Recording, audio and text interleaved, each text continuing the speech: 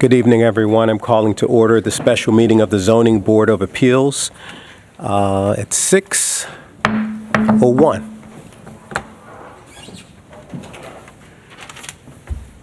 First, I'm going to start with a roll call of the commission. I will go ahead and do it. Wanda Ackerman, Vicki Flaskamp, Here. Troy Clampett, Here. Richard Gonzalez, Here. Jason Jarrett, Here. Deborah Kane, Rodney Pate. So, 2, 3, 4, 5. Barely made a quorum. And we will have one late trustee, commissioner, I believe, so. But we'll move ahead without her present. Okay? Oh, here she is now. Yeah, you're fine. You know, you could come through that window, or it's closer, and we can open the door for you, so you don't have to travel that far. You're fine. Thank you. My car was in case tonight, so. Oh, yeah, I forgot about that. Thank you. We'll give her one moment to get settled. Our first order of business will be to approve 2 meeting minutes that we have outstanding to approve. One is from November 12th, and the other is from December 10th. I'll make a motion to approve the minutes of November 12th, 2025, and December 10th, 2025. I'll second that. Okay. Are there any needs for corrections? Anyone from the commission? No. Okay.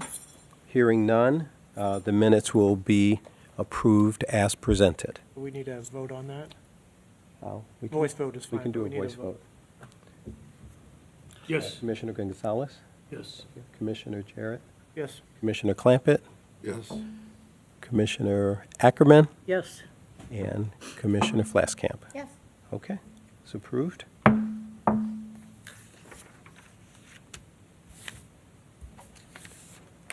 All right, now we're going to go into public hearing. We'll close that section and we'll go into public hearing of old business. We have a continuation from our last meeting, and we will be following up with ZBA-25-10 regarding the property at 351 through 451 North Ardmore Avenue and 400 through 416 North Beverly Avenue Plan Unit Development. And the petitioners here today, Hawthorne World Villa Park LP. So that's where we'll start our discussions today. Any questions? Okay, I can start with you. Sure. Yes, ready? I'm Kristen Carl. I'm the analyst for Community Development Villa Park. We sent out the commissioner packets. We have the staff recommendations on the commissioner packets. What we're going to do today is we're going to have Hawthorne World go over everything that is new. So all the new things. So if they'd like to come on up.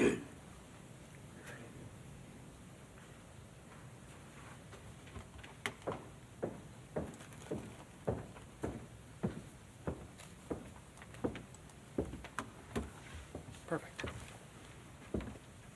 20 the site plan. Can you get it up on the screen?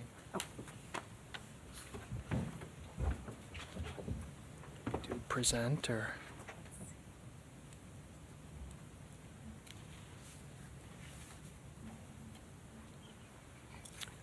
Try a slideshow. Try from the beginning. See if that pulls it. There we go. Good Okay, job. wonderful. Okay. That'd be 20. Thank you. Okay, thank you so much. We will do the swearing in process. We will do the swearing in process again. Great. So I'll say, do you, and you can state your name. Do you, state your name, Nick Staniford. promise to be truthful and honest during these proceedings and all statements you make today? I do. Thank you. Thank Proceed. you. I'm Nick Standiford. I'm a land use and zoning attorney at Shane Banks. I've been representing Hawthorne for several years now, and so it's a pleasure to be here tonight at this continued ZBA meeting. I feel like the first meeting we had, I think it was last month, was very productive. We had an opportunity to present our plans, and I know those plans had changed from the original approval several years ago with improvements. And I think after that meeting, we received some very good feedback. We obviously had a very detailed staff report that helped guide a lot of that feedback. And I think as a result, we've come up with even better plan. It's been refined and refined and refined. And I know that some of the ZBA members may not have been here, and so we're happy to go through anything that was covered in that meeting. But also we wanted to talk about anything that we did in response to the feedback that we received. So the first thing we'll do is we'll talk about the site plan and how we updated the site plan based on the feedback from the last ZBA meeting. So Mr. Lindley, Chris Lindley, if you can come forward and be sworn in, that would be great.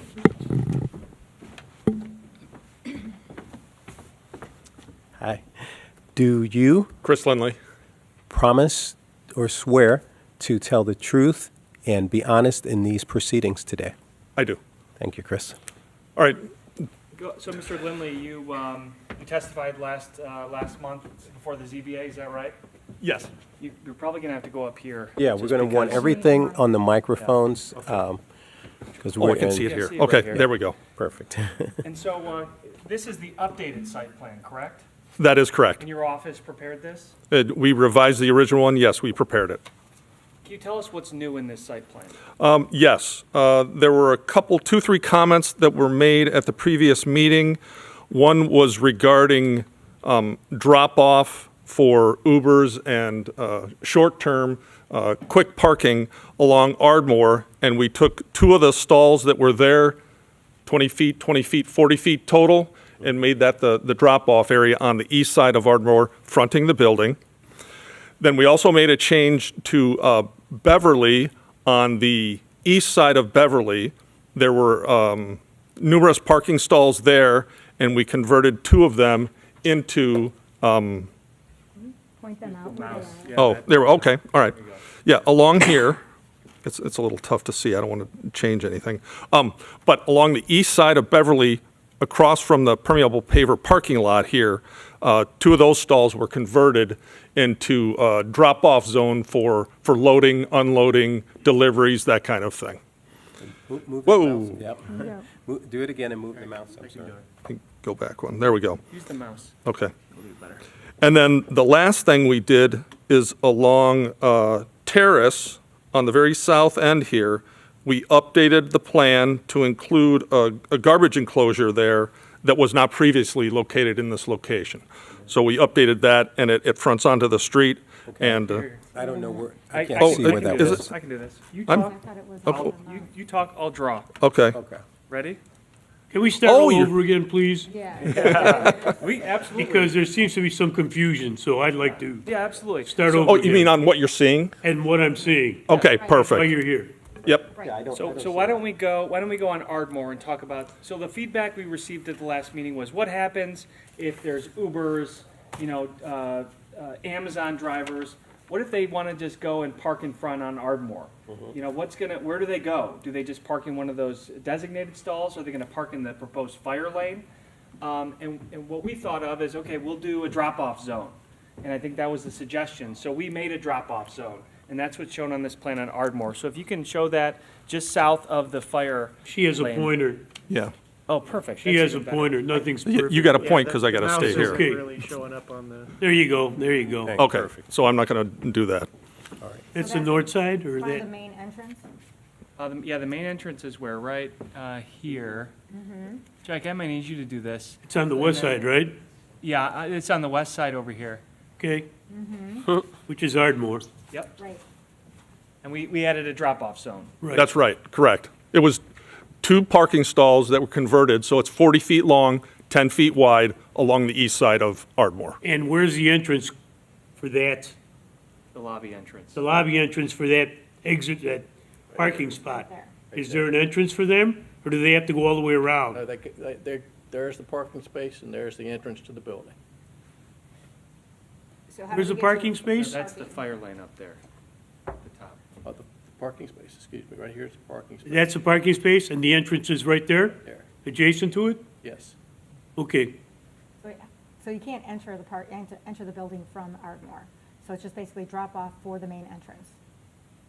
You can enter the Yeah, building yeah, at that's the main Ardmore. entrance to the Yeah, building. you can go in there. That's the main entrance. I to the meant parking wise. Oh, no, yeah, no, you can't. Okay, We need this mic. Okay, we got that clear. right. Yeah, and then show the other drop-off zone and explain why it was incorporated. Talking about the one on this side of the building. Yeah. Go ahead. You're pointing to Beverly on the east side? This is Beverly. Okay. That was originally intended for parallel parking, Right. and the very two north stalls of that were converted into a drop-off and loading zone for the east side of the building, for tenants, for deliveries, that kind of For thing. furniture and stuff. Exactly. But there's the elevator right there. Yes, So that is for not only Ubers, that's for moving in and moving out? on Beverly, yes.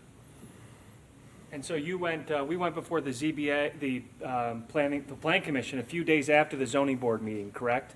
That's correct, yes. And the reason we went to the Plan Commission was based on the feedback we received from the ZBA about asking for the loading zones, right? That's correct. Both of these were in response to requests from the commission. And what did the Plan Commission do?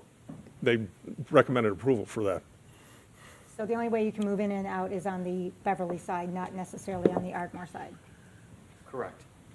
I think that's what, It's the best access I believe that's what we wanted, was the back entrance. And for a then, truck and everything, right. Yeah, 'cause can you that's the front of the show, building. point to where the move-in access door is? Right, okay, perfect, yeah. And then the third item was along the south end there, and then the trash enclosure was included. Our site plan was revised to show a trash enclosure on the south side of the building fronting Terrace Street. And why was a trash enclosure provided? It was a request from the board. Because Or not they're the board, but the restaurants, commission. right? Correct, yes. The restaurants, they don't have to travel all the way to the other area.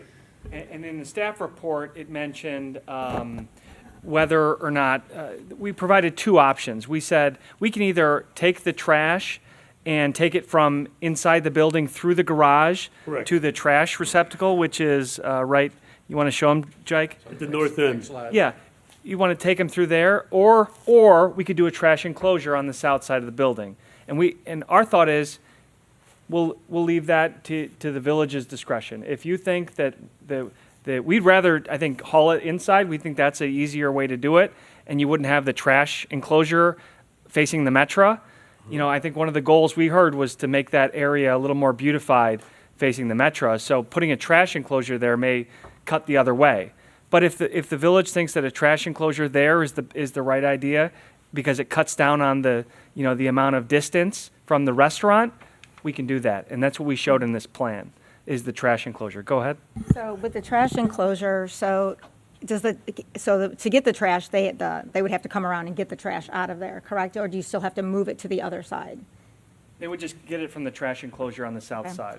I mean, if you have the trash enclosure there, would it not be able to somehow beautify it somehow? Well, So it doesn't look so there's like in a our trash enclosure? in our on our letter to the board, to the zoning board following last month's meeting, we have some pictures of what it could look like, just to give the zoning board an idea. And I have copies here, if you'd like. So what I saw was just basically a cement enclosure, Jay, right? you want to address that?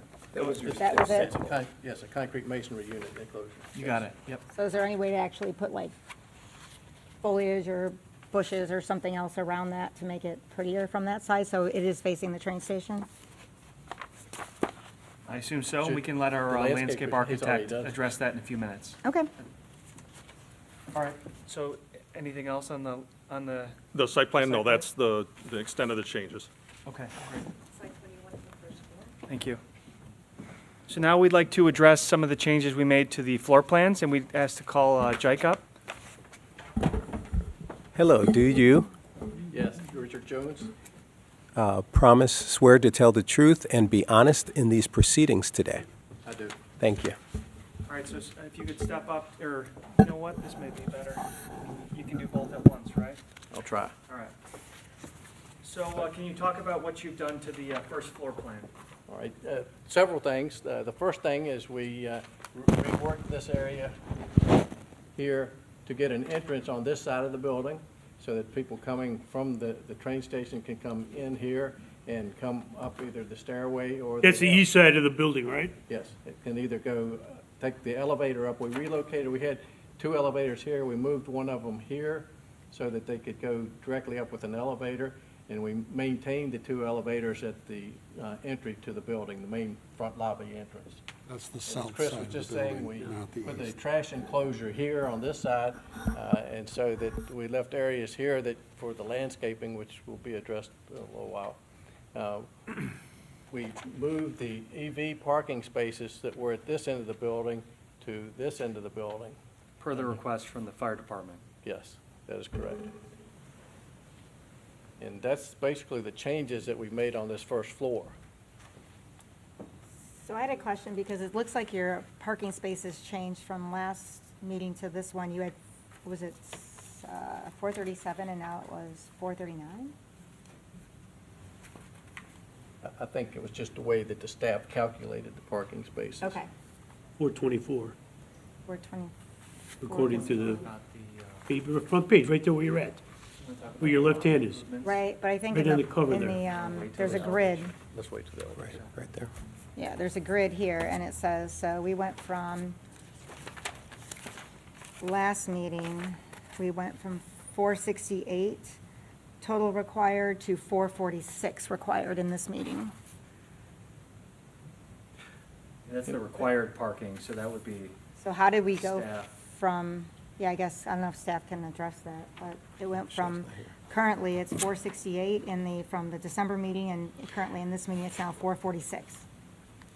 Some of the calculations that they used, they counted the area, the front area, which is our activity spaces and the lobby spaces, and that counted those in twice. Residents can't be in their room and in that space at the same time, so it was a simultaneous occupancy thing. Yeah, so Okay. explain we've- where that is. Confused. Yeah, go ahead. We We'll have, say we it have again. spaces down through here. These are amenity spaces, so they shouldn't count as like against the parking, because the only people who are using the amenities are people who live there and have a space already allotted to them. Okay. So they shouldn't be counted, you shouldn't be required to have additional parking spaces for people who already live there and have a space.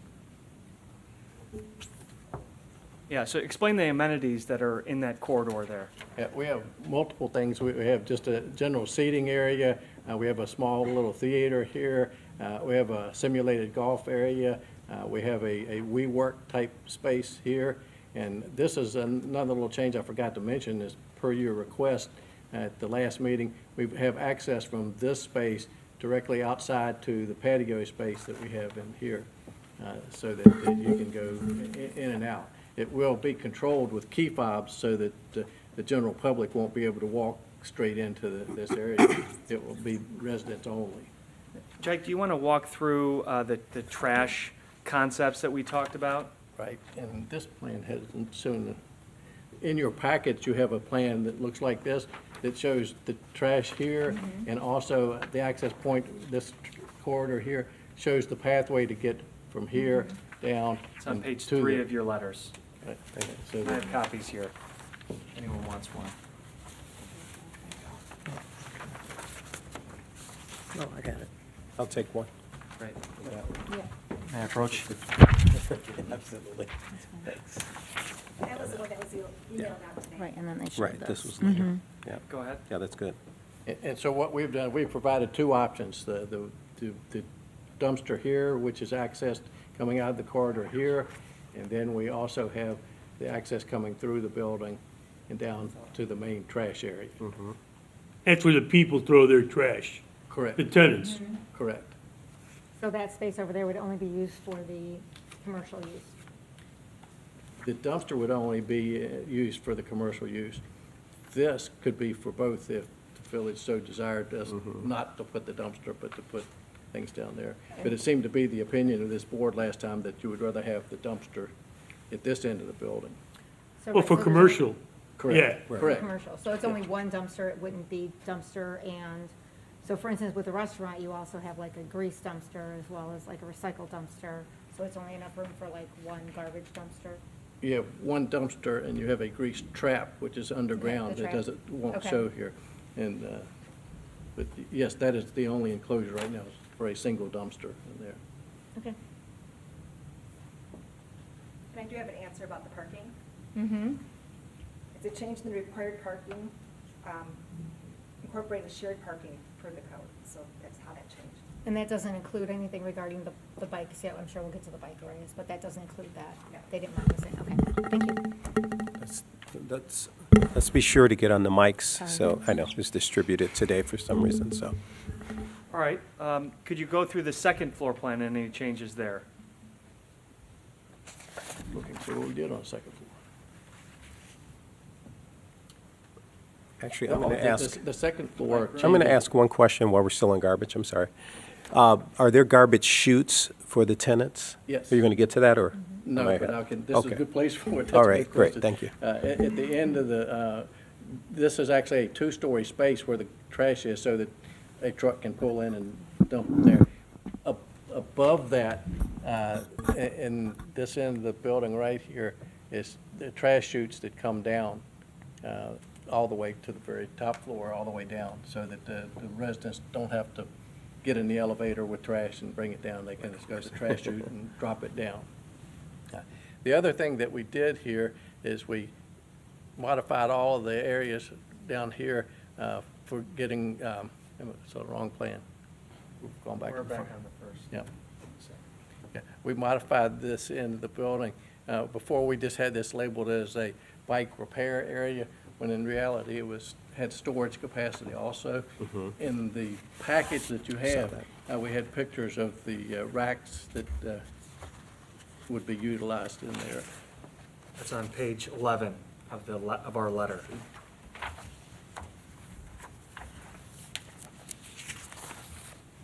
Okay, I saw that somewhere.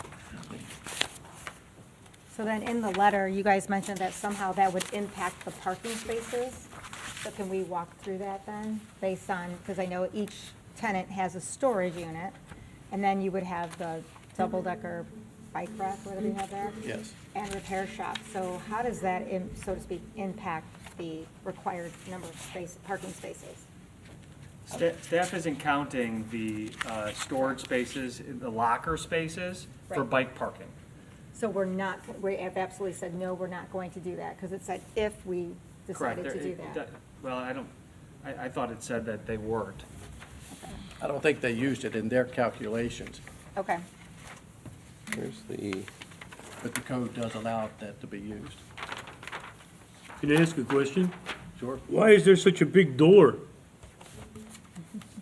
That is a photograph of another existing facility, and that is not actually a rendering of our space.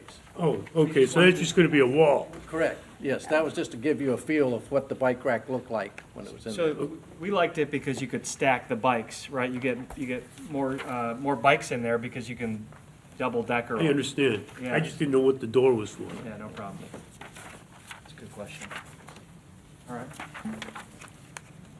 It says, yeah, we are also proposing bikes from here to accessible. So then elevations, can you walk us through what, if anything, was done on the elevations since the last meeting?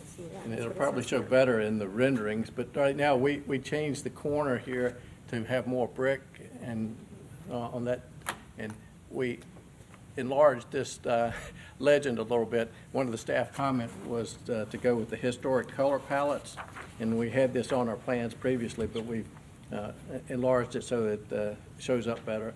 And it essentially gives each individual element in the building, which is labeled all the way across here, and gives the Sherwin-Williams color palette that meets historic and any options that may go along with those different palettes.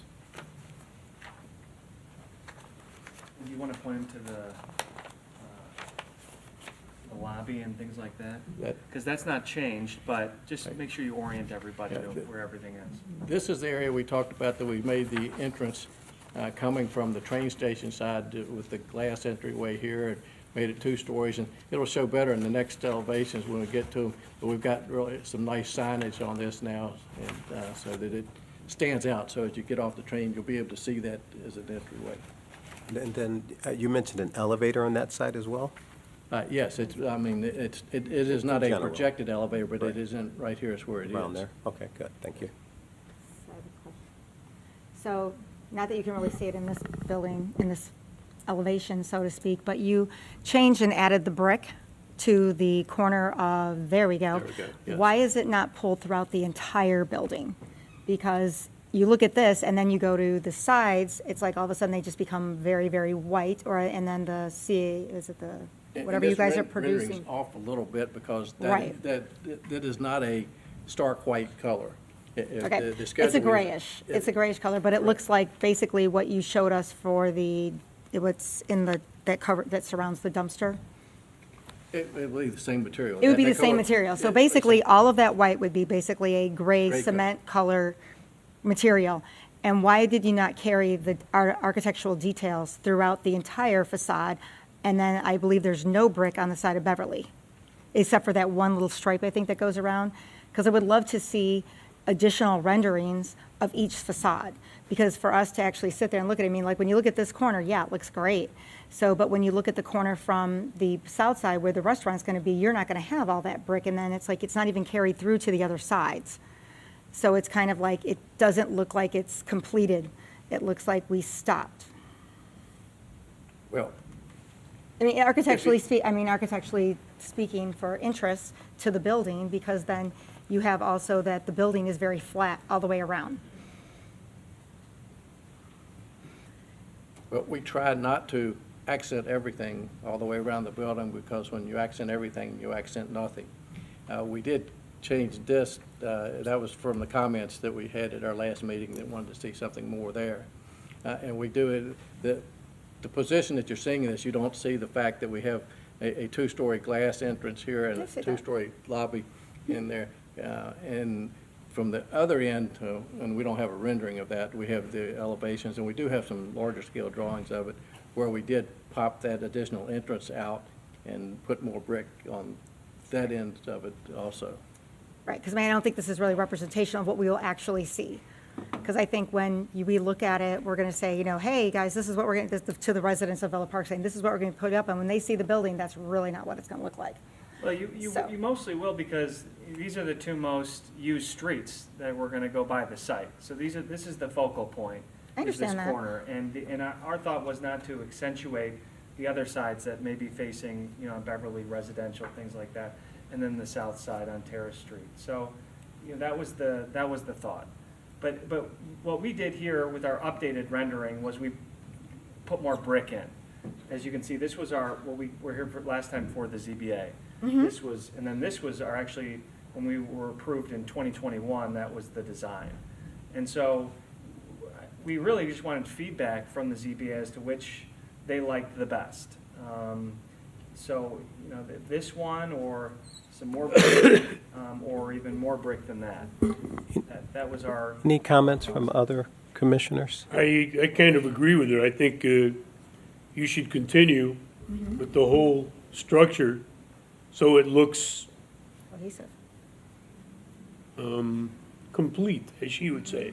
Otherwise, it looks like you gave up all the way around because they don't count on the other side. And you're just talking about the brick vertical elements here? I think that's what she was referring to, That all was the the way one around thing. the building. Yeah, I mean, that was the start of what I was beginning to look at. It's like, when you sit and look at it, it's like the brick just kind of stops. And you need to realize that the white is really not going to be white. It's really going to be that gray. Whatever it is. Yeah, It it's won't be very- consistent with what. It's very she's industrial asking. looking, it's very industrial, and it kind of really doesn't go up. And then, like, even when you look up at the building at the top, there's really no architectural interest to it whatsoever, whereas, and I realize that, the prior approval really doesn't, no offense, this is a brand-new submission to the ZBA and to the village, but, you see you have those little architectural details that go up on the vertical, you've taken those out on the vertical, which adds a lot more interest. There's no depth to the whole entire building. And I think, you know, in prior projects in the village, I think that's been one consistent drawback to some of the things that have gone up in the village, and that residents have really said, why, it looks like a brick building, it looks like a square box, why does it look like a box? And especially, this is a very large building that's going to go up in the village, so. So I think our response to that is, we'll work with Jike's team to try to incorporate your feedback. We would like a recommendation tonight to the board, and we can work before the board meeting on that with them, and we can meet with the trustees and everything, and we'll keep you involved in the process. But, you know, we've worked on this submission for a while, and you know, we'd hope to just keep the process moving, is only my only comment. So we'll keep listening and keep trying to incorporate the feedback, and we can probably add some more brick vertical elements, or maybe even, like you said, go back to some of this potentially. Right, but don't lose the brick. But the brick was a requirement, I think, of the code, so that's why we incorporated it. And it is brick, it's not a facade, right? It's part of the, yeah. It's Yeah. facade. Yeah, what, it is brick? There's some parts of it that would be brick. That's what I'm asking, it is gonna be brick, and not a It's not gonna be just facial, it's not gonna be kind like of look-alike brick. a veneer. No, it is really brick, That's what I wanna be sure. yes. Okay. So we can, I guess the feedback I'm hearing is we should try to mesh maybe what was previously approved with our more recent design here from the last ZBA meeting. So- And see where that gets us. It sounds like if you go back, that architectural detail around the windows on the previous one, this Gone. one, that sounds like that's something of interest. You see what I mean, that circle, oblong. Can you do that, The Joe? framing. Again, we're just throwing ideas, so I'm not trying to be Not sure what you're verbatim. after. Architectural interest. Not me, but he's, So, and you want to make it look like the building is complete, like we didn't just stop. It's like, so when you look at this particular view, it looks like we have brick, and then we just, like you see the verticals, like on the first and second floor, so to speak, and then we Right. get third floor that stops. So then all of a sudden, it's like you see way down at the end, like those verticals, the horizontal keeps going along, but the verticals stop. okay. Do you see what I'm saying? And then like on this side on Vermont, you're basically just going to be walking by gray cement, which Well, we have the same vertical elements here. and- one there, but it's not consistency. On the front side, you have it every window, whatever. On the other sides, you do not have that. But So we, it's- essentially, it wraps the corner all the way around to the entry, and then when you get to the restaurant and the commercial space down here, you only Right. have the required But- horizontals.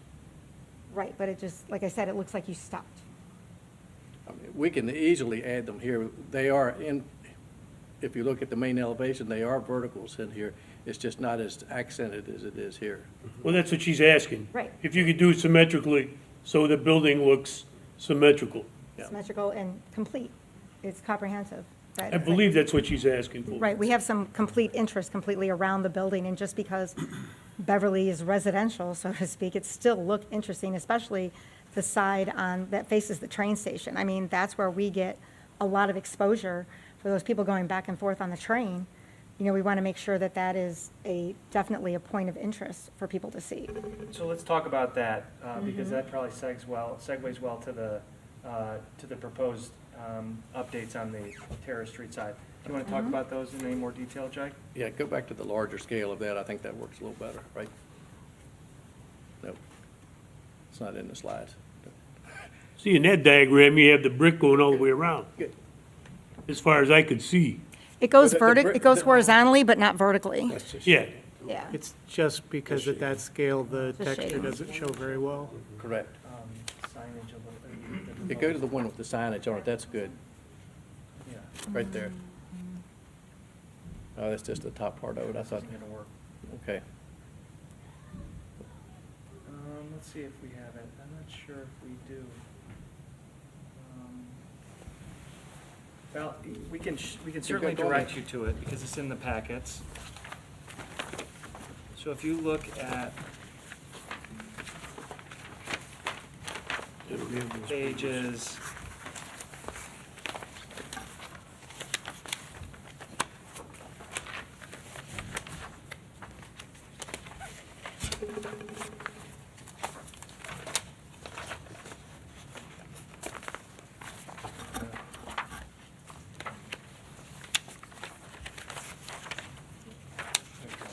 page 2. Page 2 of the letter dated December 23rd. I don't think ours are numbered that way. Here you go. You can have this one. Thanks. There we go. That shows the, kind of the closer up of the Terrace Street elevation, the updated. Can you go through that? That's where we, yes.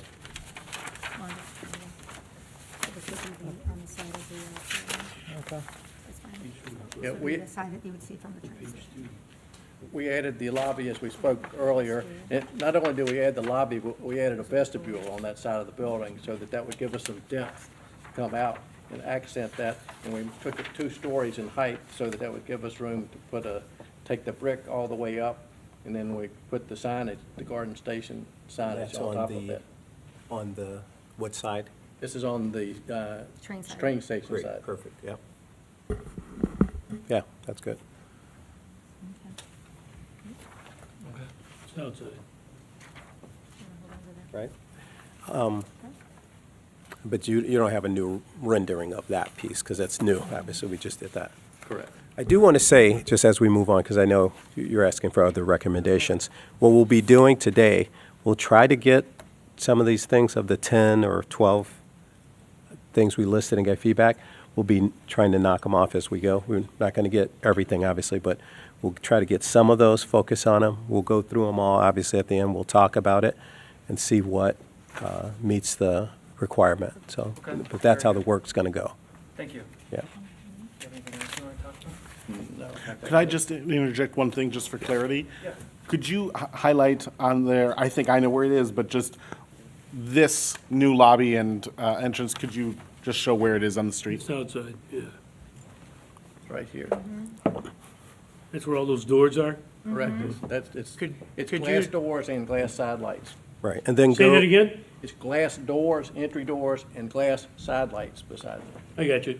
So it's like 2 doors with side lights on the side. Correct. Could you please show that on the site plan, please? I think that's what Ryan, Right. right Attorney here. Morton's asking for. Thank Right you. here. Great, thanks. Okay, and I think those were the questions we had for Jike. So if we could call our landscape architect, Mr. Shannon.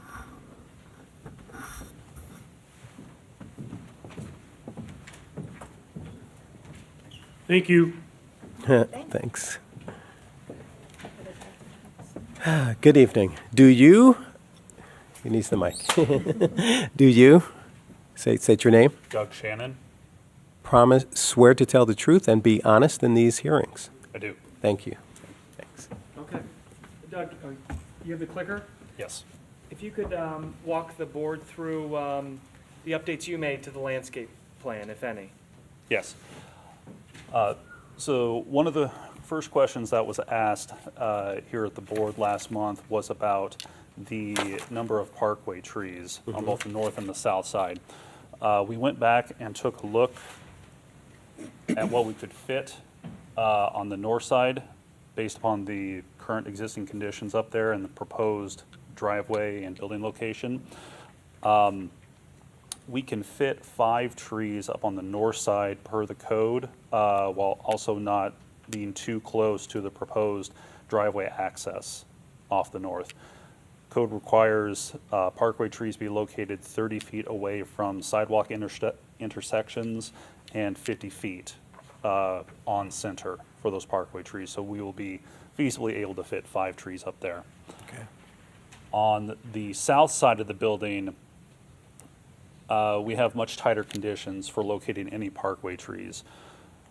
First, there's no plantable parkway within the right-of-way on the south side of the building. That's the carriage walk adjacent to the existing parking lot. There are only a small handful of locations where we could fit parkway trees. With the restaurant space on the west, you would not want a full-size shade tree in front of those windows there. In that location, we would recommend having 1 or 2 smaller ornamental trees to accent the foundation landscaping. We do not have space for any parkway trees around the dumpster, nor would you want any there. To the west of the new entrance, there's enough open space where we can locate one of those trees.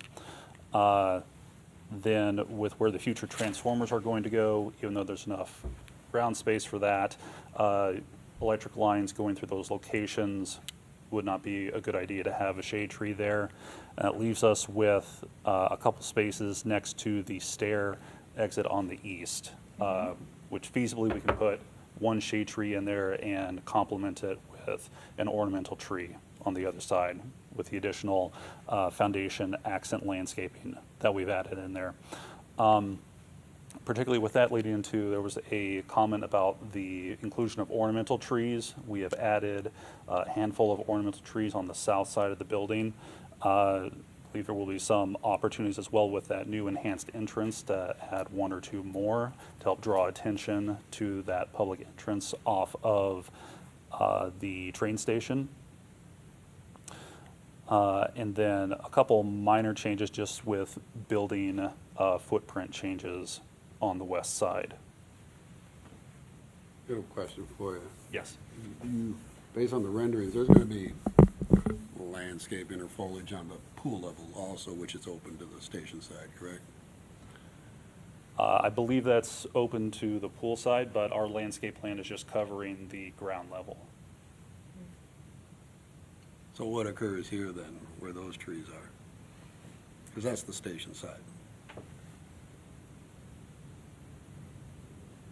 Plantings on the pool deck? That's what it looks Yeah. like. I guess if there's opportunities to add planters on the pool deck, then I assume that the developer would be okay with that. Are you saying it's exposed to the street as well, visible? I'm just curious, is that part of the plan, or is that just renderings to make it look nice and they won't do it? I think it's renderings because Mr. Shannon only did the landscape plan that we just saw. Okay. Okay. But Yes. if the ZBA likes that, certainly we could try to incorporate that. Another question. So as far as, you just really talked about trees, is there any plan for like any other type of foliage outside? Flowers, low, Yes, if Little you can, bushes or if you can something? go back to the landscape plan. It might be a little hard to see at this size, but around the entire perimeter of the building, we have shrubs and perennials, a mix of deciduous shrubs and evergreen shrubs. Particularly, those are located to provide varied interest in landscape material for year-round aesthetics. So evergreen, so you've got some color during the year, and even we're including some dogwood shrubs, rhodiosia dogwood and Arctic fire red twig dogwood that will, so while they don't have their leaves in the winter, will provide a nice pop of color, particularly on the south side where you can see the building from the train station. okay. Is there anything you can do with respect to beautifying the area around the garbage enclosure? That's the direction of the ZBA? Yeah, so we did include shrubs and that foundation landscaping around where the trash enclosure is located. Currently, those are rhodiosia or dogwoods. Typically, we would do evergreen shrubs around a trash enclosure, but with that location being right next to where the restaurant facade is located, we wanted to be consistent with the rest of the landscape pattern that we had in there. But if the board would like to see evergreen shrubs there to screen the edge of the trash enclosure, we can do that. Is there gonna be like a parapet wall that you're gonna put these plants on? Or is it gonna be just the plain street level? Planted at street level. So I'm just throwing it out there. I mean, just considering, would you consider like ivy to grow on the wall so it looks a little bit more, green, so to speak? I mean, it's a green building. Look like Cubs Field. Yeah, exactly. That could be damaging too, though, right? Can't- The growth on the side. But anyway, just throwing it out there. considerations. Yeah. There are very few ivy species that are not invasive in the area, so we would want to be very careful about selecting an ivy species if we went that direction. Also, I mean, if you're looking for year-round screening, ivy wouldn't accomplish that. Sure. But if you don't care if it's year-round or not, then there's the other options that were mentioned, but I think people would expect that things would die off during the winter yeah. and be more green during the spring, summer, and fall, so to speak. My ivy's still green behind my house. Do you have anything else to add? Oh, yes, trout. There was a comment about, in the staff report, about the salt potentially, since it's at street level, when you salt, are these plants that are going in and trees going to be resistant to salt and drought if there's long periods with no water? Yes, so our plant palette on the project, we've selected salt-tolerant species. In addition to the revised landscape plan, we've included a couple sources to back up the selection of those salt-tolerant species, particularly from Morton Arboretum, and then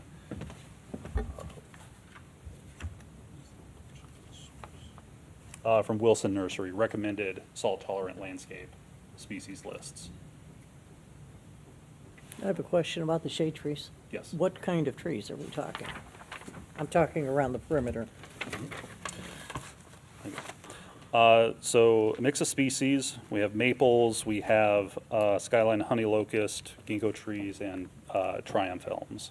That triumph elm is a hybrid species specifically developed by Morton Arboretum to perform well despite it's not susceptible to Dutch elm disease. the Yeah, way that Dutch the elm native elms destroyed work. Villa Park. Yeah. Unless there are any other questions for Doug, you can come to my house sometime and help me with my front yard. I'd love that. So would my wife. All right, so I'm going to bring Jike back up here to talk about the lighting, because I know that was an issue we touched on last time, and it was in the staff report about, can you do some different type of lighting? Our previous plan showed something that was similar to a wall pack, even though it did meet the dark sky policies. It technically was a wall pack, so we changed that to this fixture, which is wall mounted, and it does meet the dark sky requirements. All of the light does come to the ground.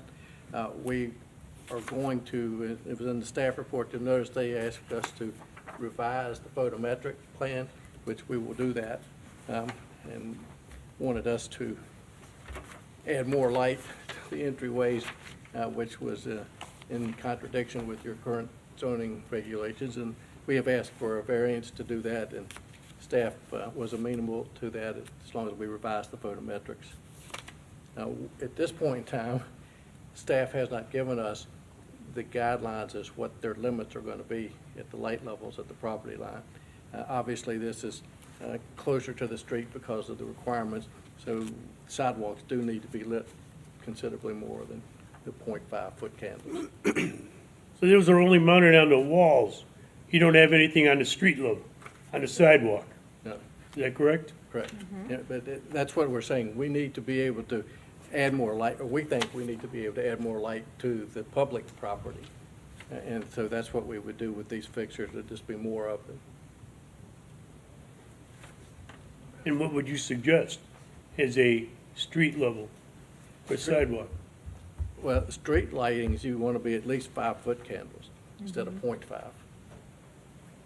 And what kind of fixtures are you talking about? It'll look just like this. It's just a matter of the size of the lumen to create that and the spacing of them. And it's gonna be mounted on the sidewalk, going up? No, it's mounted on the building, shining on the sidewalk. Our building is right on the sidewalk, or within 5 feet of the sidewalk. Oh, I see, okay. And then you're just saying that the staff has not told you you can do 5-foot candles? No, they haven't given They us the haven't limit. confirmed They it just said yet. they want more, Okay. which we agree. All right, maybe I wasn't listening closely, but did you go over the signage along Ardmore and the Not yet. elevations proposed? Not yet. We If did you not. could address page 8 of the letter that we sent to the village? Right.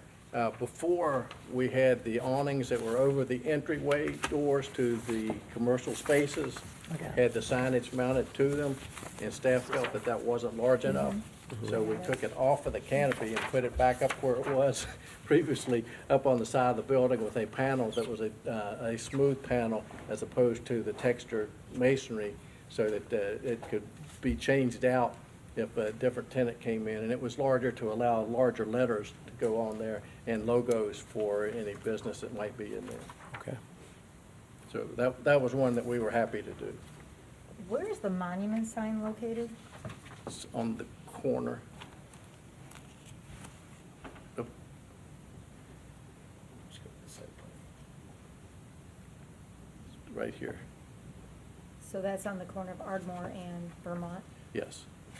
Yeah. It's Could- mounted on the planter that's there. Probably more easily seen on the rendering. I don't think we have a picture of Well, the. there it But is, there it right would be. there. And we do have a larger scale drawing on the signage page right there. Mm-hmm. This is it right here. It's on both sides, Oh, or does it it's- say Garden Station? So it's on both sides. It says on both streets.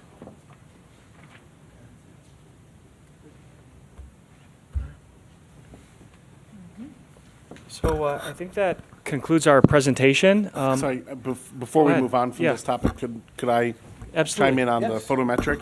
I've been communicating with Community Economic Development Director Michelle House, is under the weather and not able to be here tonight, but she is watching from from wherever she is, and wanted to clarify on the photometric.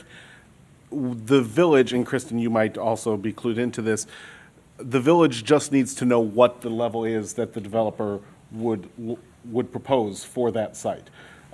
There seems to be agreement on staff that what's called for in the code is too low, and so staff supporting a deviation wouldn't be a problem. It's just,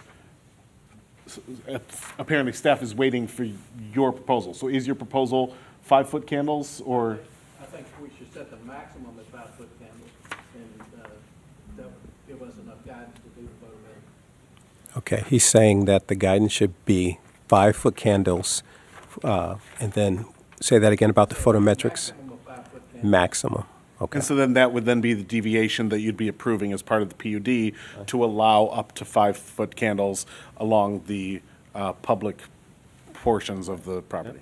That's great. Thank you for doing that, too.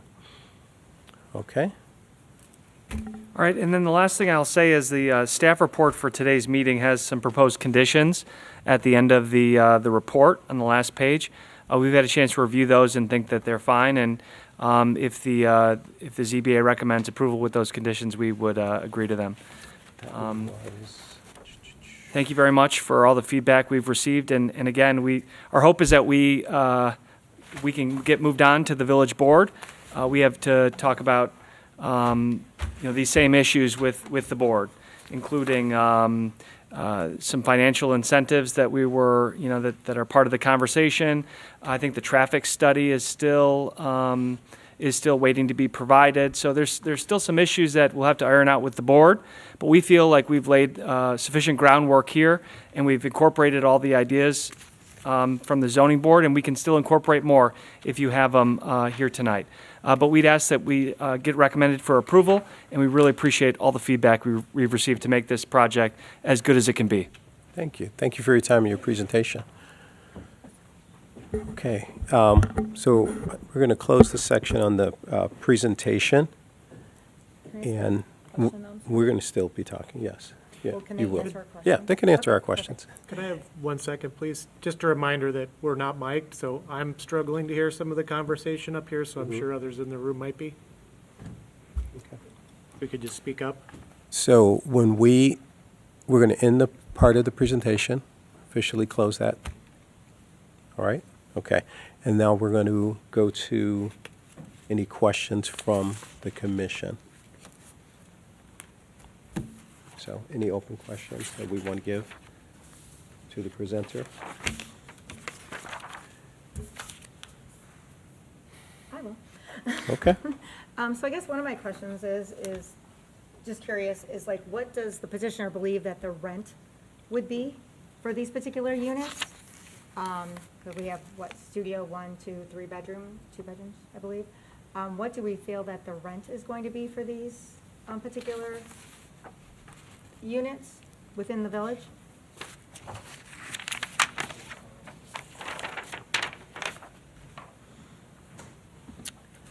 Okay, I'd like to swear you in. I'll say, do you, and you can state your name. Do you, Ganesan Viswabharati. I'm sorry, Ganesan Viswabharati. promise to be honest and truthful in these Be honest and truthful. sessions? Thank you. The rents that are proposed per market study is $3.15 for one bedrooms and $3.20 for two bedrooms. So we are following just the market study, whatever they recommended, Is that square footage? per square foot, $3.15 per square foot? and $3.20 to $3.23 per square foot. So what does that mean? What does it equal? Well, if you have a 900 square feet, then you multiply by $3.15. So it's 2,700, little over 2,700. And that's 2835, that would be Yeah. 900 square feet would be Right. 2835. Right, And that's 900 square feet is a one-bedroom or two-bedroom? one bedroom. One bedroom. And what's the square footage of a two-bedroom? Two bedrooms are about 1,000. You're looking at 3,200? Yes. Would it help if I gave a table or a list? of the- Everybody, it would Yeah, help that would be helpful. everybody. I'm not sure if this is final or anything, but it just is a reference. It's an idea. It's an estimate. Great, thank you. Thanks. And Nick, does the staff already have that spreadsheet? I don't think so. I mean, we just wanted to use it as an aid, I think she says she aid our does. public testimony, but, at this point, I don't know if we don't want to set this in stone at, Right, for right. rent. So we- Sure, we'd no, like it to wouldn't be use set in it as stone, an just exhibit. as part of an exhibit, as part of the record is all. So, I mean, they're considering it, they're looking at it. You've clarified that it's not set in stone, that's fine. We just want to make sure that it's part of the record. We could return it too if you want. Right, you guys can have it back if you like that. Right, because it's just a sample. But if we've looked at it, it needs to be in the public record. Give it to, give it to Michelle, Yep, it's okay. to Krista. We'll give it to you. Can do math already. Thank you for answering that question. Any other questions from the commissioners before we have our discussion? I just want to know if you guys have actually looked at a possible, I hate to use this word, sun study, so to speak, because there is very much residential around your building. Like, we've had another building going up in the village that doesn't really have a lot of residential around it, but when you're looking at a 97-foot high building and you have residents across the street, and, you're looking at it's like, it can shade up to over 200 feet in the winter versus, possibly 35 feet in the summer. How do you feel that that's going to impact the community around this building? Because on the Vermont side, you definitely have apartments with residential, and then on the Beverly side, you have a whole entire residential. So as soon as like the sun hits and it goes down, they are totally shaded. So how do you feel that's going to impact the community and be a benefit to the community in that way? Because they are definitely going to be impacted. Yeah, we haven't done like a daylight plane analysis, but this is a property that's located adjacent to the Metro, and the village's goal is to develop multifamily adjacent to transportation. So this is a development that is tailor-made for this location. So the folks who, and also remember, there's a massive Metro parking lot just to the east, right? And then the buildings to the west are commercial for the most part. That plaza there, and then to the south is the Metro. The only thing is to the north, there are some, single-family homes that could experience some loss of daylight potentially, but, they live near a metro station where the village's goal is to develop with some density. So there should be some expectation that something like this could go in there. A lot of towns are trying to do this same exact thing. Right, but then again, this is going to be the only thing of this height within the village. Well, this is the only thing near the Metro too, like next to the Metro as well. So you want density. That's why the whole reason you have this is so people can utilize public transportation. That's Dr. Vish and I were talking on the way here about parking, right? And our parking numbers actually look pretty good when you look at the staff's parking calculation. But then you add in, we're going to add some more bike racks. And remember, we're next to a train. We're steps away from. I mean, if I lived here, I'd be loving it because I have to right now drive to my train 10 minutes. Wait in my car, get on it. These folks can just walk out of the building, get on the train. So I assume that a lot of people are going to be taking the train downtown, are going to be utilizing Ubers and Lyfts and public transportation rather than having a car. And so, the density is going to be there. People are going to want to live in a location like this. And I think the village wants to plan for people to live in a location like this. And again, going to what your comments were, it'll only be the east and the west side of the building, because that's where the sun goes up and down. Right, I mean, it So could be the on north both and sides. south would yeah. have sun. Right, no, I understand that. Always. Though, I mean, you are impacting our residents. That's what I'm trying to On the say, that east it is and west side. definitely in the east and the north side of the building is definitely going to be impacted by that. And, that's something, I mean, I'm just thinking of the height of it, because this is probably going to be the tallest building in Villa Park. Because I don't believe the Union is this high, nor is the Ovaltine is this high. So we are looking at this building being the tallest building in Villa Park. Just making a comment. So,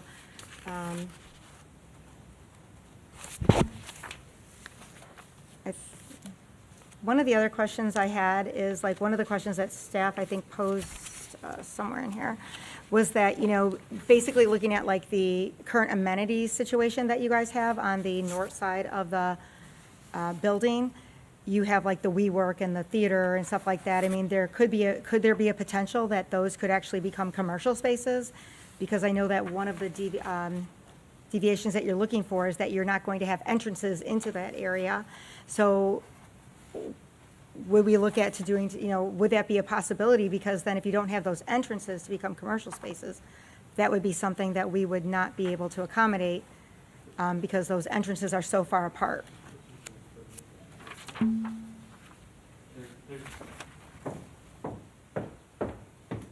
There's no, I think the only exit is the one we're adding into the WeWork space. That was a request, I think, to add that. And so I don't think at this time that there's any plan to open that up to the public. This is for people who live there. And same with the movie theater, same with all that stuff. And the movie theater is not, I don't think there is a door that opens into the movie theater or the weight room or things like that. The question was possibly in the future, if that was a possibility, because that's a deviation that's being asked to say, no, we're not going to have those entrances along the way. So therefore, is it a possibility? I think it's a possibility, but I assume we'd have to go back to the village for some sort of administrative or heightened approval. Okay. And sorry, stay there. Yeah, no problem. So just a question, because I know I love the WeWork space. I think that's a great idea. And there's nothing really within the village area that actually offers that too, outside for the residents. I mean, would that be a possibility to open that up to the residents for a fee? I assume Asking a question? we also have a retail space too, so that could be utilized as a commercial WeWork space potentially. But I assume the answer is if the market says that this is a hot. Go ahead, Dr. Vish. Talking about opening up the WeWork space to the public? To residents, yes, to residents of Villa Park, so to speak. Let him approach the mic. Thank you. Just asking. I think if you want to open up some of these spaces to the public, we would request approval of SSA, which we would request after we complete the building. If you approve the SSA, yes, we can open up some of these to the public. Yes. Okay. Question here. I remember last time we discussed about cameras. Did you come up with a plan that where these cameras were going to, or the videos are going to be sitting because of the entrances? Are they going to be at the front desk? And then for people that are coming in, is there going to be just the intercom for them to let these people in? What is your idea? There's going to be a lobby that you'll get buzzed. If you have someone who comes in, they'll get authorization to go upstairs or whatnot. The security cameras, I think it'll be probably we'll probably work with the police department for Villa Park on where they think the security cameras should go. And they probably want a flock camera somewhere. Well, the cameras are gonna be at the entrances. I'm Yeah. saying, where is There- video gonna be at? Oh, I assume there'll be a security room that the property manager will have someone there. Security room, okay. Yeah. And- Sorry, may I interject? Absolutely. So piggybacking on that, looking back at the things that were requested last time, one of them was the security and cameras plan. Was that provided? I don't know if I can't recall a specific like a floor plan with camera locations, but we're happy to provide that before the village board meeting. At the entrances, right. Yeah. It was just requested by the zoning board for their review. So that's why, yeah, I think Mr. Gonzalez brings it up. Thank you. Right. Are there any additional questions from the commission to the presenter? Before we're going to still have our discussion, so just so you know. I just wanted to ask one last question about parking. So with the change in the parking, so how many parking spaces are actually in the building for the commercial patrons?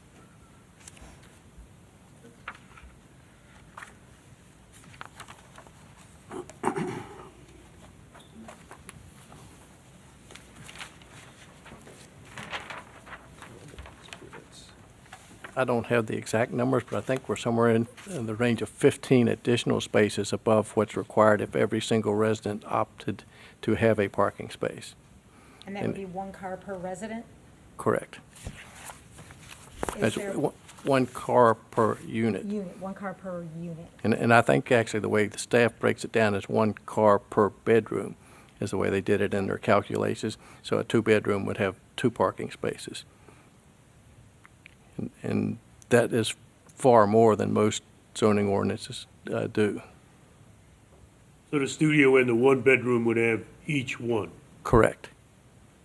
Where would somebody, if they came to spend the night with their friend who lived there, where would they park? If they only have one spot, they don't have additional spots, Typically, there are vacant spaces because everybody doesn't take one. And the staff of the facility maintains the record of what is an open space, and they are assigned a parking space or a guest space for them. so will the residents be assigned a space, or do they just park anywhere? Oh, they'll be assigned a space. And then you say they may have open spots by someone not actually taking a spot, so to speak. If someone's in a studio, they don't use it, there may be an open spot there. Correct. Thank you. All right. I'd like us to start our commission discussion now. Any objections to that? You ready? Garrett? Yes. So what I'd like us to do is, I see the sample motion, but even the sample motion doesn't have the cameras on it, right? So what we need to do is go through that list and see if we have consensus on any of them, right? And add to that list things that are missing, whatever we see that is missing that we had previously asked for. If we come up with other requests, we can certainly pull those out. But I'm just saying, we need to go through and start knocking off some of the sample motions, whichever way it goes, right? And make a determination on where we are as far as following up on approvals. And I think we still can defer to and ask the petitioner a question if we have it as we go. Any questions or contributions or changes to that concept? Anybody? All right. So with all the information we got today, and I don't specifically recall, but we can look through this list and see what we're comfortable with. Does everyone have or need the sample motion page? We should have it. Everyone should have it. If we look at section 1, this is what the motion is to be approved. Number 1, section 4.7.2.alpha, window panels. Do we have any issues with the window panels? And I don't think those were specifically discussed a moment ago, but I'm good with it. any questions with that? I don't even remember what it is. Well, it wasn't just covered, it was covered in the past. That's what Right. they're saying. So the recess panel, why are you not using the recess panels that are actually requested or specified in the code? That was a comment that your code calls for a double hung window in a residential setting, and you didn't think it was appropriate for the style of the building to have double hung windows. And so that was why we failed for that. But the windows are recessed. They're part of the facade, there's not a box built in for the windows. Can they be opened? Yes. Do they open sideways or up or down? They're open, well, some of them are. Do we off need him to windows, come back? and some of them, We need you to come back up. We're going to take a step back. Thank you.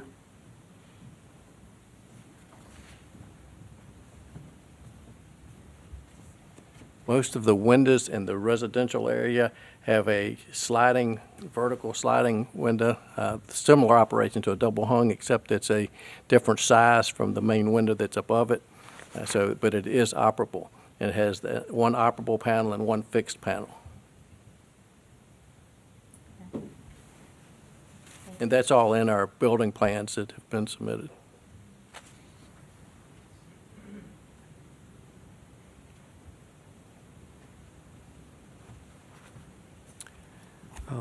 In our last session, when we went through each line item, we did a roll call vote.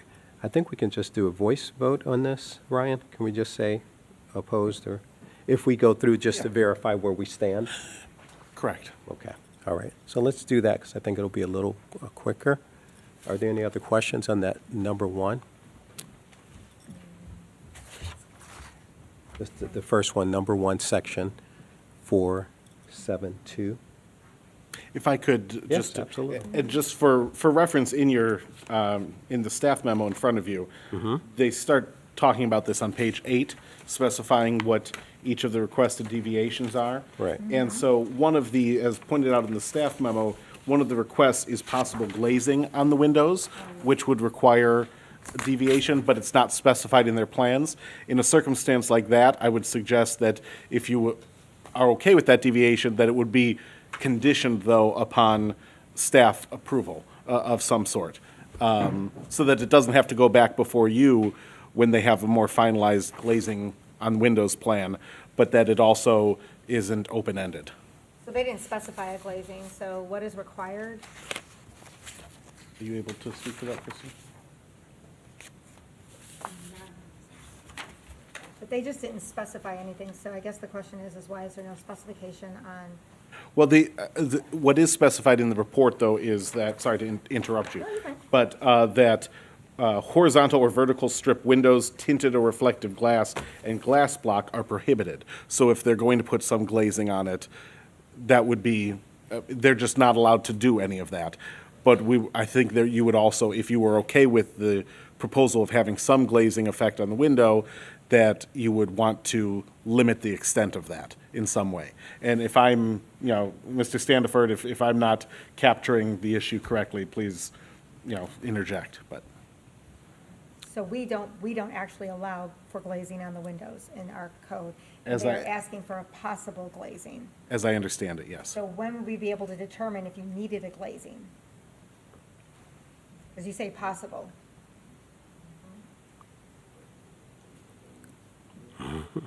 That's staff recommending the glazing, correct?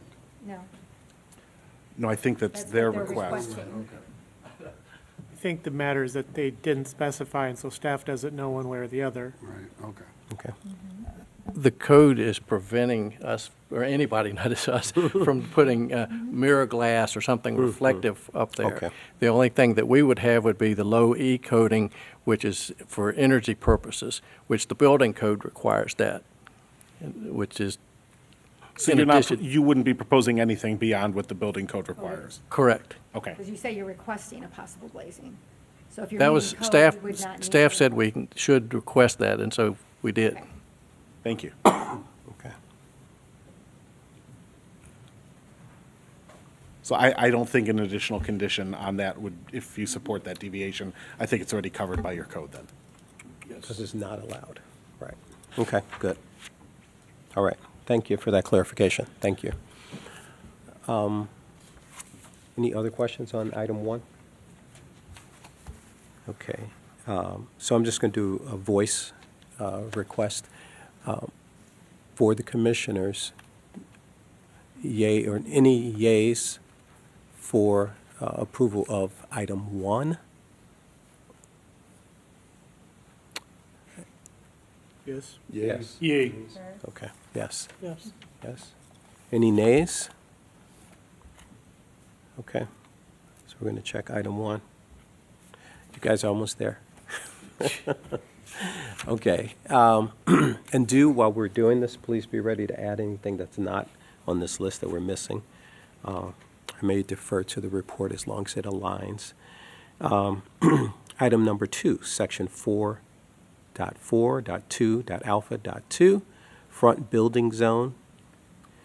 So in the north, south, and building setbacks, requested up to 14.2 feet setback on the south facade and 7.63 setback on the north facade. This is an increase, I believe, yeah. But that's, I think we had agreement on that before. Any questions or discussion on that from the setback? Any questions? Can I get anything from that on you, Ryan? And we'll let Michelle call in. I would like to have a voice vote on option 2, or number 2, section 4.4.2 alpha 2. Yeas? Yes. Yay. Yay. Yay? Okay. Nays? I just have one question on that. Okay, when they're loading and unloading their furniture, is there going to be just the sidewalk, or does the truck or car or whatever go all the way close to the building? Is there going to be something restricting that truck from going toward the building? Is there going to be a curb? There is? There is curb, yes. Okay. And there's going to be like a double door so they can get in, right? To bring in their furniture? Okay. And I think we'll get to that on number 5 as well. Okay? So we're down to number 2. 1 and 2, we have agreement on, alignment on. Section 3, or line 3, section 4.4.2.alpha.3, corner build to zone 50 to 5 feet. So this is just another setback request on the corner. Requested up to 7.63 feet setback on the northeast corner. Requested up to 35.07 feet setback on the northwest corner. Requested up to 14.19 feet back from the southwest corner, and requested up to 11.29 feet setback on the southeast corner. So again, these are setbacks, and that is for section 4.4.2 alpha 3, which is line number 3. Any questions on that or discussion? Again, these are the same or similar to the other setbacks as for where the building sits. We're good? Well, I think one of the things that, when I asked about these, was that it depends on what corner you're looking at it from, because I think in one of the sections, like especially off of Ardmore and Vermont, it wasn't literally to the corner column, the entrance, it was back to the building. So I think we should make Condition? a condition on that, because it's not necessarily, because there's the pillar in front, but like there's an open area in front of it, versus because the 35 feet goes back to the actual building, not the actual corner pillar. So I don't know if that makes a difference in how we're looking at this? So with many of these deviations and going through, you're making sure that the way it's been presented to you, you're okay with. So as part of your larger approval of the PUD, you're approving the site plan and the plans that they've provided to you. So if you are comfortable with where things are laid out right now as to the corner setbacks, then this is just explaining that. Okay. So it's already, it doesn't need to be an additional condition, it is just what you've been shown. If you're okay with that and you don't want to change that, then this would be approving that deviation. Okay, thank you. Okay. I'll do a voice vote on item 3, on corner setbacks. Nays? Yays? Yay. Yes. Yeah. Yes. Okay, 3. Okay, item 4, maximum impervious cover. It's another, require it to be 75%. And this is, I believe that's ground cover? Concrete Impervious. and, yeah. Well, the concrete and things Yep. like that. So the conditions currently, the changes are shown, let me make sure this is the right one. Number 6, number 8. I need number 9. Lost my page.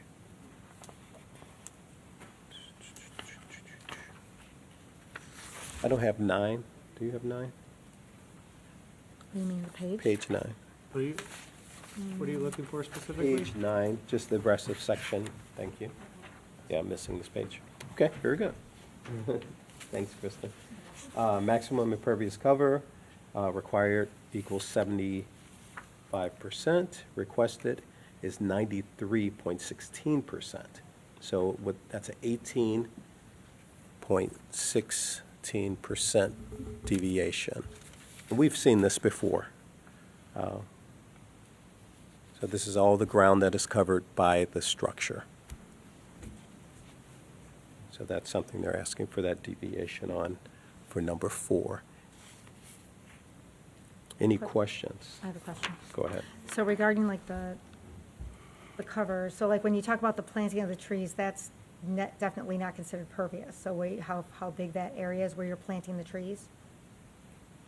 Is that part of this pervious or non-pervious? It would not be. The impervious cover is anything paved that doesn't include permeable pavement. So driveways, sidewalks on site, building, all that would be included. Any landscaped area is not included.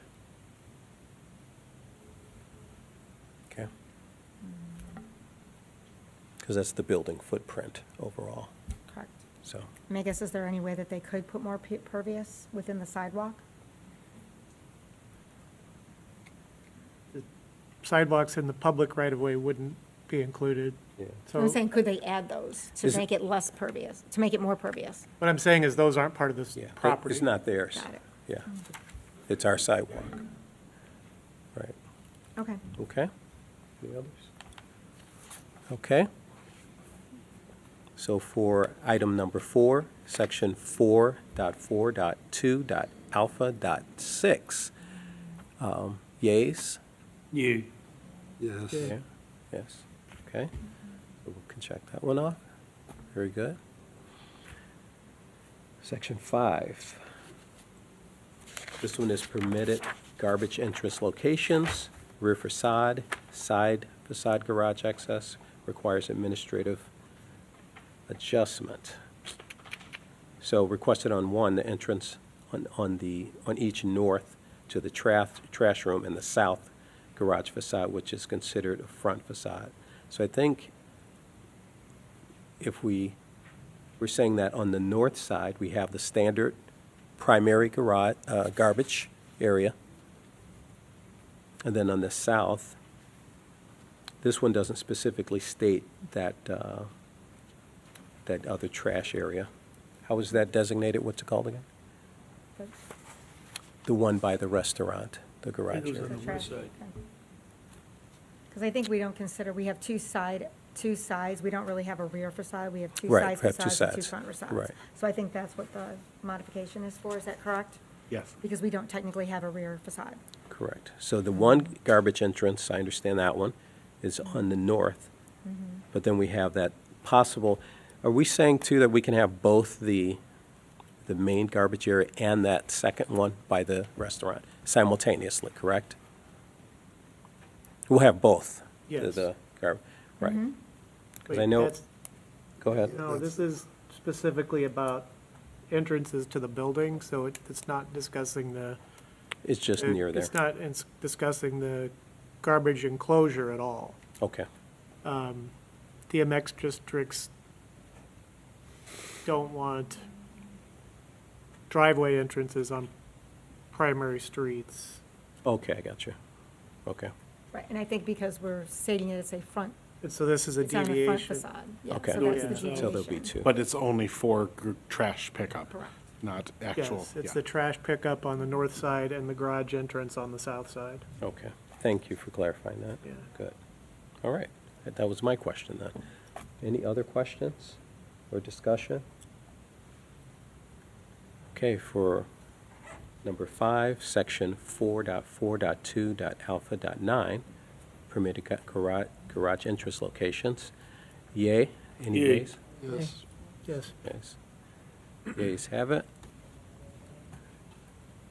Item 6, section 4.4.2.delta.17, primary frontage, minimum ground story transparency, 75%. A requested facade equals 13.34% transparency, and a requested south facade of 19.9% transparency. I have a question on this one for the lawyer, Ryan. Yeah. So regarding this one, is this somewhere where we can actually add a condition to say, especially when we talked about the facade and adding more brick to it, because we are agreeing to possible less transparency, but asking for more interest to be put into those sides, because usually those would be a lot more windows and have a lot more transparency, whereas now we're asking for them to add additional architectural interest based on, around those windows, so to say, because there's less transparency, and saying, hey, you got to bring the brick all the way around to make it look like the corner view that you kind of presented to us. Is that something that we could add as a condition? Not sure if I'm understanding completely, but what I'll say is the advantage of the PUD is that you're giving and taking things, like I think you're describing. So yes, we'll let you have less transparency, but we want it to be, Uniformed around the building? Right. These are all things that you can make as conditions. I don't think that necessarily changes the deviation, that you'd be approving the deviation. You would just be then adding a condition later. So that would be a later condition? Yes. Rather than adding it based on the transparency? Okay. If I'm understanding you, Yeah, yes. that's exactly what I'm asking. And one thing to clarify as well is that the final deviations would be tied to whatever the final plans are. So that 19.9% transparency on the south side that we used last time probably isn't currently the actual calculation, Etched because in stone. they did add glass to the south. So the plan development is tied to these documents, the plans, the elevations, the final. So you're saying that these numbers that we're looking at here are not actual? I'm not saying that they're not accurate. I'm just saying that they could change if the plans change. But you're really tying the final text of the deviations to the final plans that are approved.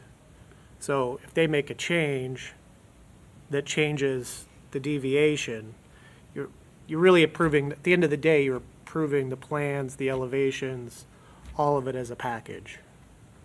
Not So- specifically just the deviations like we might in a variation, if that makes sense. So when we make the total, when we make the total recommendation to the board, that's where we can add our conditions? Yes. Thank you. Yeah, in conditions, right, the conditions are separate from the deviations.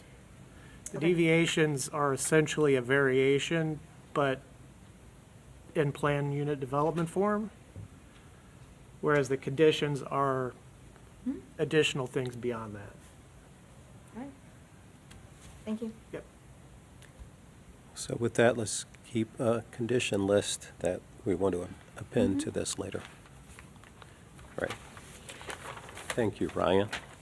Thanks, Jarrett. Okay, so we've gone over section, line 6, regarding that frontage minimum ground story transparency. Are there any other questions on that before we do a voice vote? Okay, so I'd like a voice vote on section 4-4-2.delta.17. Yeas? Yes. Yeah. Yes. Line 7, section 4.4.2.delta.20, entrance location and number, principal entrance required on primary frontage facade, entrances to require a minimum of 1 per every 60 feet of building facade.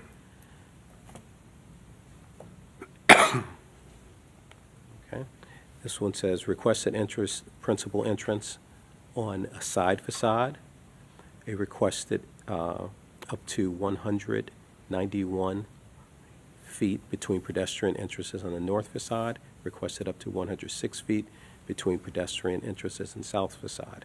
And again, this is what we were just shown on the graphics. Any questions regarding pedestrian entrances? None? I'd like to do a voice vote on section 4.4-2.delta.20. Yeas? Yes. Yes. Yeah. Yes. Yeas have it. You don't, it's fine. You've lost anyway. Thanks. Line 8. I wanted it known. Line 8, section 4.4.2.delta.21, entryway configuration and elevation recess between 3 feet and 8 feet, maximum 8 feet wide. Entrances shall be 1.5 feet vertically of adjacent walkway. So the requested entrances not recessed into the building. So those are Yeah, they're facade. just straight up and down. Yeah, okay. Any questions for line 8? Okay, I'd like to do a voice vote on section 4.4.2.delta.21. Yeas? Yes. Yay. Yes. Yep.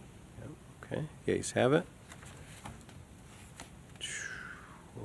Line 9, section 4.7.1.alpha, primary facade materials. 80% of each facade shall be constructed of primary materials. For facades over 100 square feet, more than one material shall be used to meet the 80% requirement. Permitted primary building materials include high-quality, durable, natural materials such as stone, brick, wood lap siding, fiber cement board, lap shingle or panel glass. I don't think we have to drain this one. So requested is concrete masonry CMU proposed, which is not listed as a primary building material. So the things I just said are not what is used. So that we did have some questions about, and just for discussion topics. Jared, I had a question, I think you might know, with those facades and the rendering. Is there another piece that goes between with those CMU boards but against each other?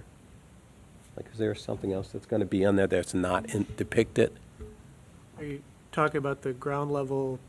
above that, where the Oh, apartments the are? hardy board? The hardy I would leave boards. that up to them to describe. So the question's about above ground level, so it's from the second floor up. Is there a material in between the gaps of that hardy board? Thank you. Yeah, when you come Is back. there a way we can see a picture of what we're You- describing here? You're going to get your steps in. I think it's actually in the package.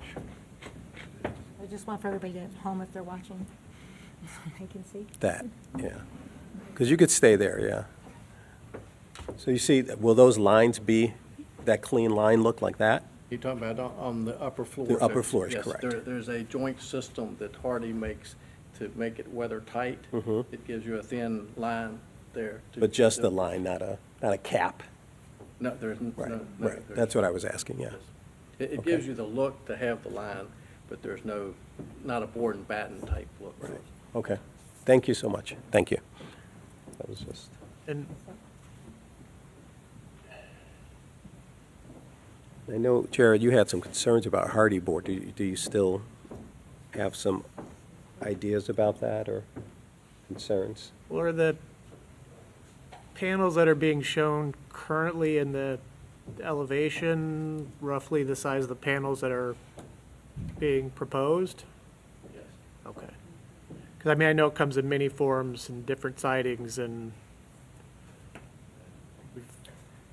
Because, We've actually used the James Hardy panel sizes. and then, but the deviation that we're talking about here, and I'm not saying we can't talk about the other materials. This may be a perfectly good time to talk about Right. the other materials.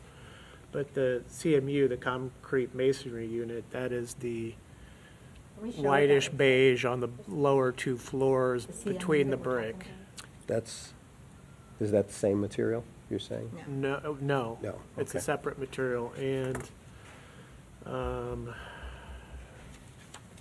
Because here, again, the stated materials we do use are, CMU is not in that list. I think it's part of, like, you go back to it's the CMUs that you're thinking of using is the one that goes around that we were just looking for around the garbage area. That- No. We at least have a picture of what it looks like. It's similar to that, yes. So if we can show that. Yeah, the garbage enclosure, what we're looking at there. And she's trying to show this for the folks at home. Right. They can see it, or later on when they want to watch it's a, it. So basically, it's basically a concrete kind of wavy thing, and, It's in the letter, but not in the slides. Got it, okay. I thought we saw it up here. Is it this one? It's this is what it looks like. So it basically is very industrial looking and very, hate to say this. No offense, So John. it's- I went to go look at his college with my son, but the whole entire university was like that, and he said, no, I'm not going here, it looks like Chernobyl. so just That's to, what he said. just to clarify kind of what it is, and anybody on the team can correct me if I'm wrong, but it's a split-face CMU. So a CMU is what we think of as an old-school cinder block, but it's concrete. Split-face means it has a bit of a texture to it that reads more like cut stone to a degree.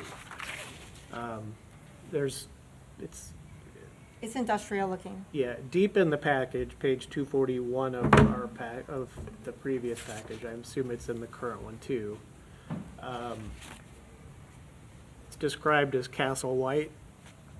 That's the color from the manufacturer. It's a slightly creamy grayish white. Oh, it looks pretty gray. Yeah. And it looks very industrial and not very,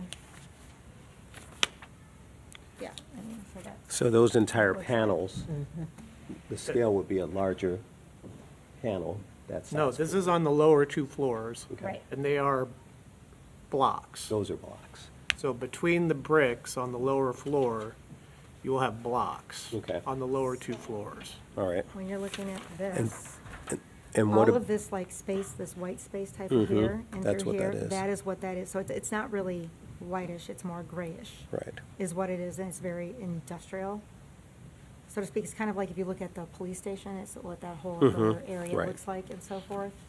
So I guess the question is, why is it not an approved material? Okay. It's not listed as a primary building material. I think she's doing that now. Okay, so we could think about that one for a moment. We'll keep going. We'll see if we get any feedback from staff while we move on, okay? So we'll come back to 9 regarding the primary facade. We're moving on to line 10, section 4.7.7, principal entryway. Principal entrances to the buildings or units shall be clearly delineated through one or more of the following. And again, I'm not going to drain all of these because there's A, B, C, and D within the notes. So we're going to go down and just see what the requested entryway is. And I ask the commissioners to look at those options that we provide and see if they match. The requested entrance without a gap or canopy and only extend up to 2 stories, not exceeding 2 stories. So if we look at options A, B, C, and D.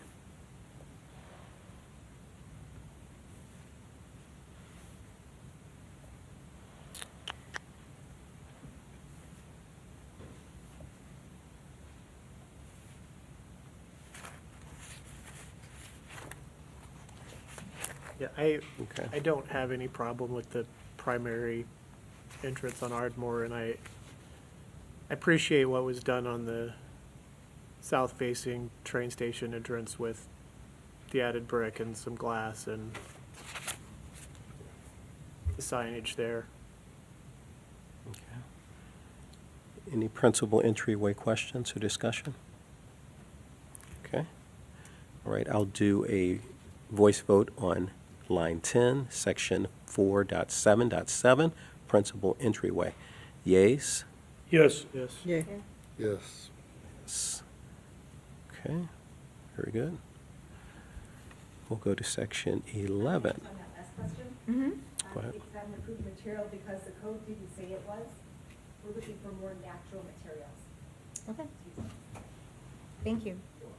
Okay, so the answer to number 9 from staff was that we are looking for more natural materials, and CMU did not appear on that natural material list.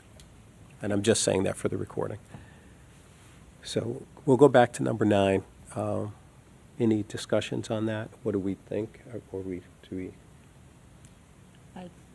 In my opinion, I would like to see them go back and actually look for a more natural material so it doesn't look as, I say, industrialist, to go look at that. So I would like to see them come back with another proposed material for that particular section of the building. Commissioner Richer? Yes. Do you have any comments? Do you agree with that? I agree with what, as she wants, I agree. Okay. Jared, what do you think? Do you want some more, them to look at some other materials or look at our list at least? Yeah, This is not structural, well, we're not doing it for structure, we're doing it for Right. material. Right. yeah, I It's not, yeah. understand it. I have mixed feelings on this one, mainly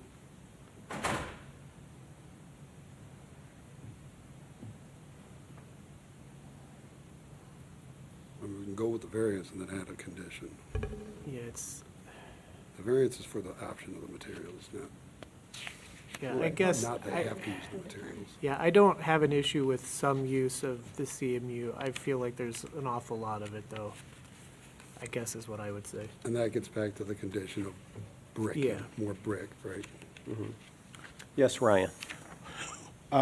Thank you. Just 2 thoughts. One is the requirement in the code, sorry, looking for it again, is that 80% of it shall be constructed of primary materials. So even if you didn't grant the deviation, they could still do up to 20% CMU, if I'm understanding that correctly, right? And then maybe that is, I don't know what the percentages are currently, but, maybe that's more amenable. But I wonder if you might want to ask the applicant the reasoning for using Yeah. CMU and if they know the percentage. I don't know if you have that information? You don't?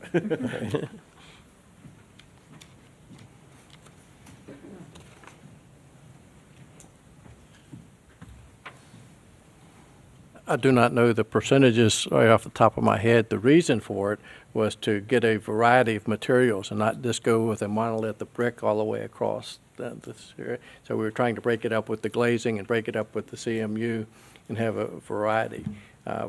we're willing to go back and take another look and add some of the other elements, a little more of the brick elements and a little less of the CMU elements. Are there other primary materials that could be used other than brick or CMU? Is there some other option there? Your code now allows us to use wood siding and things like that, that we could take a look at doing some of that also. That would be, again, allowed by right. We would not have to get any deviations to do that. So I had a question. So like, for instance, if I asking about like more of the brick going through like the verticals like you have on the side of Ardmore and that side, if you start adding those along the way, would that reduce the actual percentage of the CMU? Absolutely, yes. So if we, And maybe I shouldn't say this for the should, record, but there are materials that look like, there are brick materials that look exactly like the CMU that would be allowed by your code if we were to put it in there. We chose not to do that just because we That's thought what it I was worked better. asking. But we're not opposed to doing, as you were suggesting, creating some more of the elements out of brick in there that would get more of the vertical lines in there. so, okay. But again, in order to keep the CMU, this variance would have to be put in there to allow us to use any CMU. Because you think by doing that, we're still going to be over 20%? Probably, but I don't Right, isn't it? want to say right off. But it's going to be a little bit closer. Okay, thank you. So based on his comments or so far, I still would not feel comfortable actually approving this one unless we found out exactly how much CMU would be used and what they would be going over, even by adding all the additional elements that we may be putting in a condition. So the question we're going to carry forward is, what is the percentage of CMU utilization? Okay, so that's the ask. I think they said it was 20%. Well, I mean, That if is it the was- max. He doesn't know what the percentage be. they're at. They can do, if they were at 19%, we wouldn't be talking about it because it fits. They don't know what it is. So we just are going to ask that question. And that's what's on the table, to ask that question. We should all agree on that's the direction we want to take. So that's what we're talking about now. That's our discussion. It's not the variance? We could just, if we get yays, then it will go. But if we don't, But if we give a yay towards the variance, then they could use. this is what I'm saying. Yeah, Yeah, that's so- what I'm being clear on. This is our discussion time. So right now, we could decide, let's go ahead and dig into this one. Let's get their utilization, find out what it is. And if it's way over, then that's the cause for them to bring it down, at least. But what would that mean? Because I think we're doing this for aesthetics, right? So your Right. aesthetics are based on Is it a gonna- percentage or just on your visuals of the building, the drawings? The village says it's 20%, so that's No, that. The variance is based on the drawings, right? So as long as they hit a percentage, then, As long as Then they're there's no not over. variance needed. Correct. so we're And not- that's what he was saying, we're too. not asking about a Also, variance. Okay. right, because we got to be clear, we're talking about aesthetics, right? And I appreciate you saying, Correct. they could just say, okay, we won't use any of it. We'll use this other stuff that we're allowed to use, and it'll be 40%. And it won't meet our aesthetics. We're trying to get the aesthetics correct, Correct. right? So that's, right, so that we're trying to get some agreement there, but, so that's what we're thinking about, you know what I mean? So we can not approve this, and they can use something that looks just like it, that is already something they can do anyway, without our approval, right? So Well, that's they need our approval for the whole packet at the end of the day. for the whole packet, but not this That's where I'm going particular with piece. this. So, All right. no, you can tell us. I'd like to understand your, We're kind of being self-defeating on this one here. right, I know, all right. That's what I'm trying to say, is that we're debating aesthetics on something that could still look the Approving same a way. variance isn't setting in stone, excuse the pun, the material, Right. right? All right, Exactly. It's That's just done. approving the variance so that we're not saying they have to get it below 20%. Yeah. right, no, we're not, right. We're only talking about the look of it, of how much of it is there. So it's not about the percentage for us. It's about the look, so. Aesthetics. the aesthetics. Right. In, So- in which case, if I may interject, Please. then that's where you get to approving the deviation and then just adding a condition on how you want those aesthetics to look. Right. So let's get on our conditions. Is that what I said? Yeah. Because again, at the end of the day, the specifics of the deviations are tied to the plans and elevations and Correct. all of the drawings in the package. Okay. And for them to deviate from that Right. significantly, they would have to get a Approval reapproval from here. us. Right. There are some minor adjustments that can be made through staff, but major adjustments would have to come back to us. Okay. Are we ready for a voice vote? Yes. Okay. So what are we kind of saying? I just wanted to make sure it's clear. So what were you saying, Ryan? So if we do approve this, we can then go put back in the conditions and say, based on this approval, we still want you to look into other different materials, plus the recommendations based on You facade. want look. the condition would be an increased, you can change it, but Yeah. for instance, increased use of brick and other natural materials in the, first two levels. And that Something would like that as a condition. And then we want to know the percentage of the CMU that is actually being used. Can we ask for that as well? That's, It- we're back to that If circular we're, firing squad. if we are, if we're making a motion to recommend approval of this, whether it's today or at a future meeting, the exact specific percentage is based on those final drawings. If we recommend a condition, as an example, if we made a recommendation for a condition that They meet we would recommend 25%. approval if they use additional natural materials Excuse me. as approved by staff. And at the end of the day, that plan that staff approves would drive the percentage of the deviation.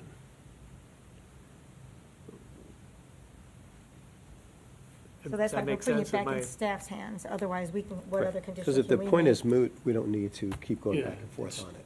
Yeah. Correct? Typically in a PUD especially, a lot of these decisions do get put into staff's hands to ultimately make the final call on, with the zoning board and the village board setting the parameters such that the staff knows what would be too much or not enough. Right. But I mean, I'm not asking for a a very- specific percentage, I'm just asking them to tell us what the percentage is.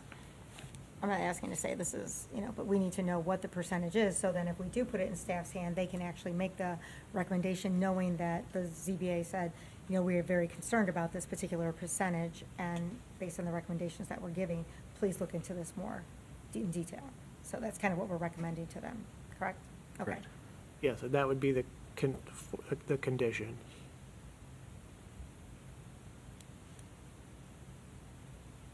Okay, so number 9, section 4.7.1.a,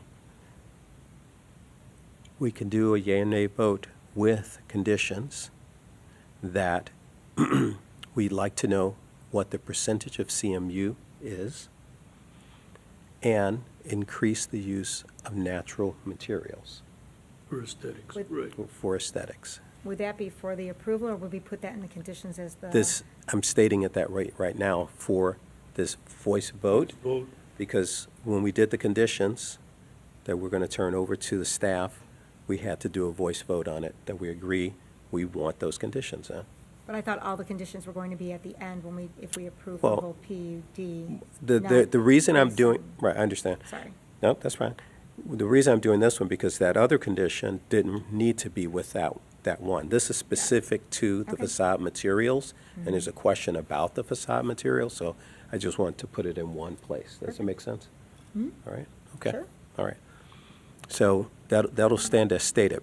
So line 9, section 4.7.1.alpha, primary facade materials. The yea or nay is to approve that one with the following conditions. What is the percentage of CMU being used? increase the natural materials being used for aesthetics. Any other verbiage? Well, I was just curious, sorry, with that particular one, because Excuse me. in the full Can't open it PUD, we anymore. were going to add in like to using the extra brick and so forth, but that, we haven't approved that yet, so how can we just say additional natural materials, and that brick is considered natural materials? Okay. It thank is, you. it's in the list, yeah. Okay, perfect. My only or alteration to that Thank you. would be condition on providing the village board with the percentage of CMU. It's just like, when is that question going to, if it's a condition based on your recommendation, then the next step is the village board, so that's who they would be providing the information to. Very good, okay. So I'm just going to restate that one more time. Line 9, section 4.7.1.alpha, primary facade materials to be approved, or recommended approved, based on providing the Villa Park Board with the percentage of CMU being used, and also an increase in natural materials for aesthetics. Yes. Yeas? Yeah. Yeas? Yeas? Yeah. Yay. Did you respond, Jared? I'm sorry. Yes, I did. Okay, thank you, sir. And I will try to keep track of these conditions for the final motion. Thank you, I am as well. So we have that one. Okay.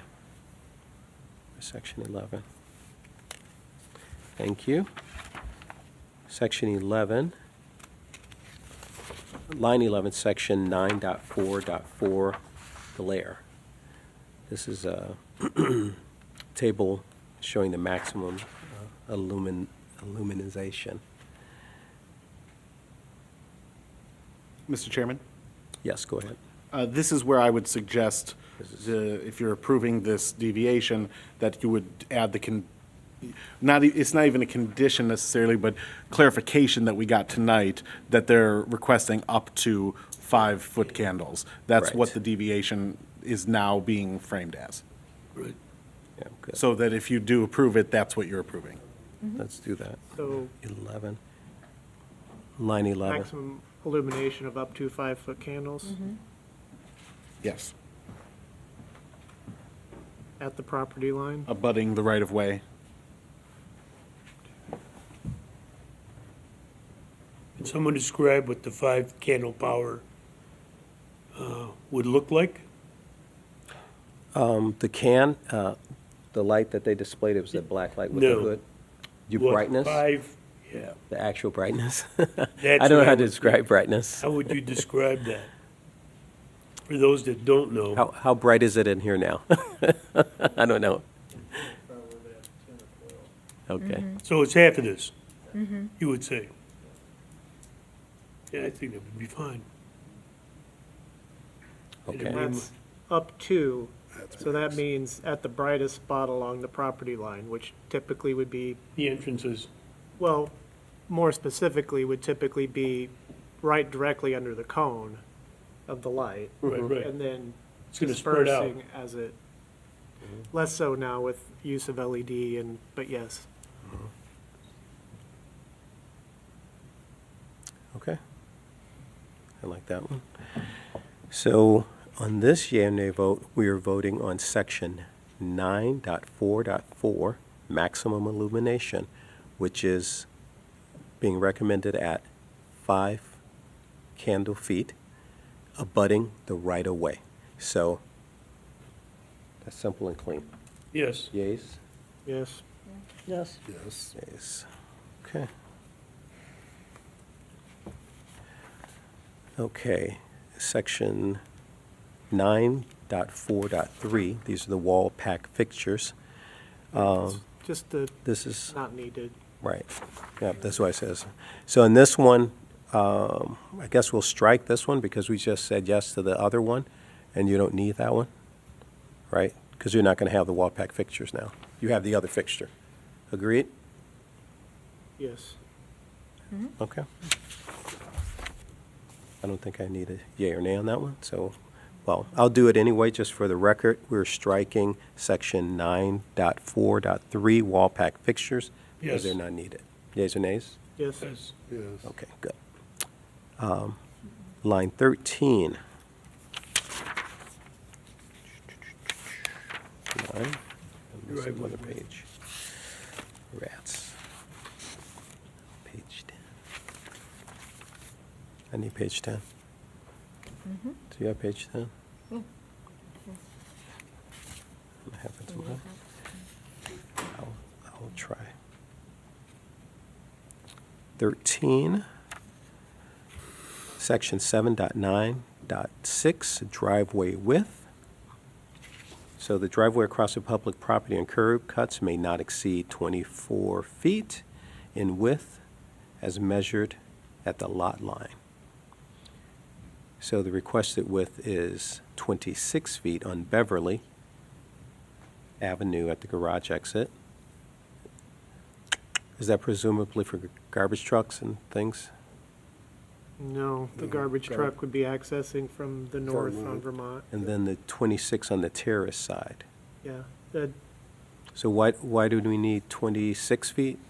Thank you. just You- to clarify one point, I mean, typically, you control driveway width because of pedestrian interactions. At least on the south side, there's no sidewalk that crosses the southern driveway on Terrace Street. There is on Beverly. however. Okay, go ahead. The reason for that width is we have two 12-foot drive aisles, one going in and one coming out, with a 4-foot median, or 2-foot median between. That's got the control for you to put your key fob to open and close. Okay, Is there an elevation on that? Yeah, it shows on the exterior of the building, yes. Yeah, what is it? It's 26 feet. The elevation of the no, entrance? The width. I That's know what the that's width is. I'm just wondering what the elevation is. When you enter, it's at street level, and then once you get inside the building, that's when you take the ramp that goes up and down. Talking about the door, The How height, high is the door? the height, Oh, the door itself is 16 feet. okay?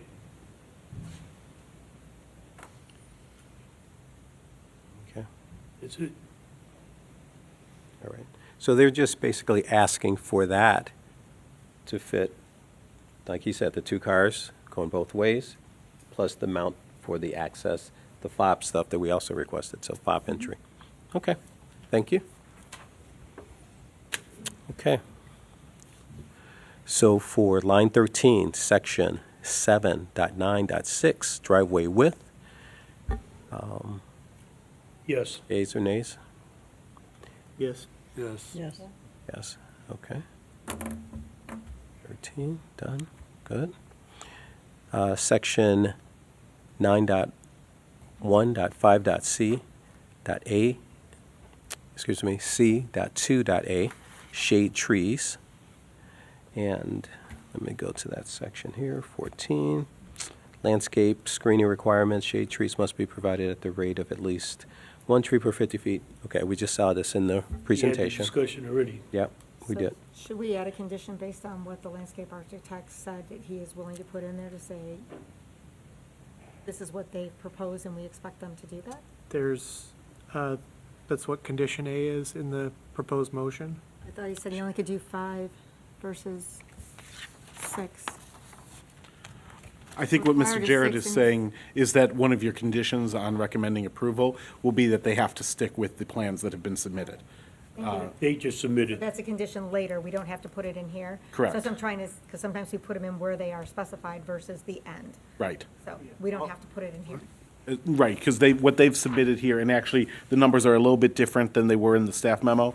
The landscaping plan is actually 5 shade trees on the north and 2 on the south. So lesser deviations, just for the record, but still both requiring a deviation. Okay, thank you.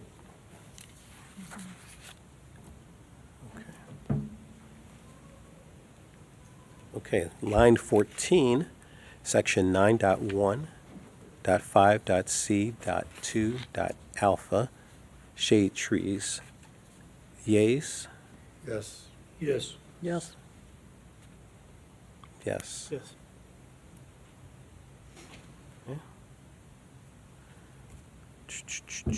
And section 15, line 15, section 7.2, minimum parking ratios. And we do have that full chart for that. I think staff was advised that those parking numbers were good, I believe, in the report, in that chart. Here it is. Total required, yeah, the total required was 413, and the total proposed is 439 shared. Page 8, with the chart showing the parking. You guys agree you're at about 439? 439 for parking, yeah, which is above the 413, so. To clarify, the Go ahead. required number is 446 based on the other space usage as well. So with, So that's where the The deviation restaurants. comes in, Okay. correct. It's not on the residential side, they're fine there, it's, so the residential side, they're good, and then where's that? Oh, 445. but it's looking at the project as a whole. Right, So we're technically minus 9 parking spaces. Yeah. yeah.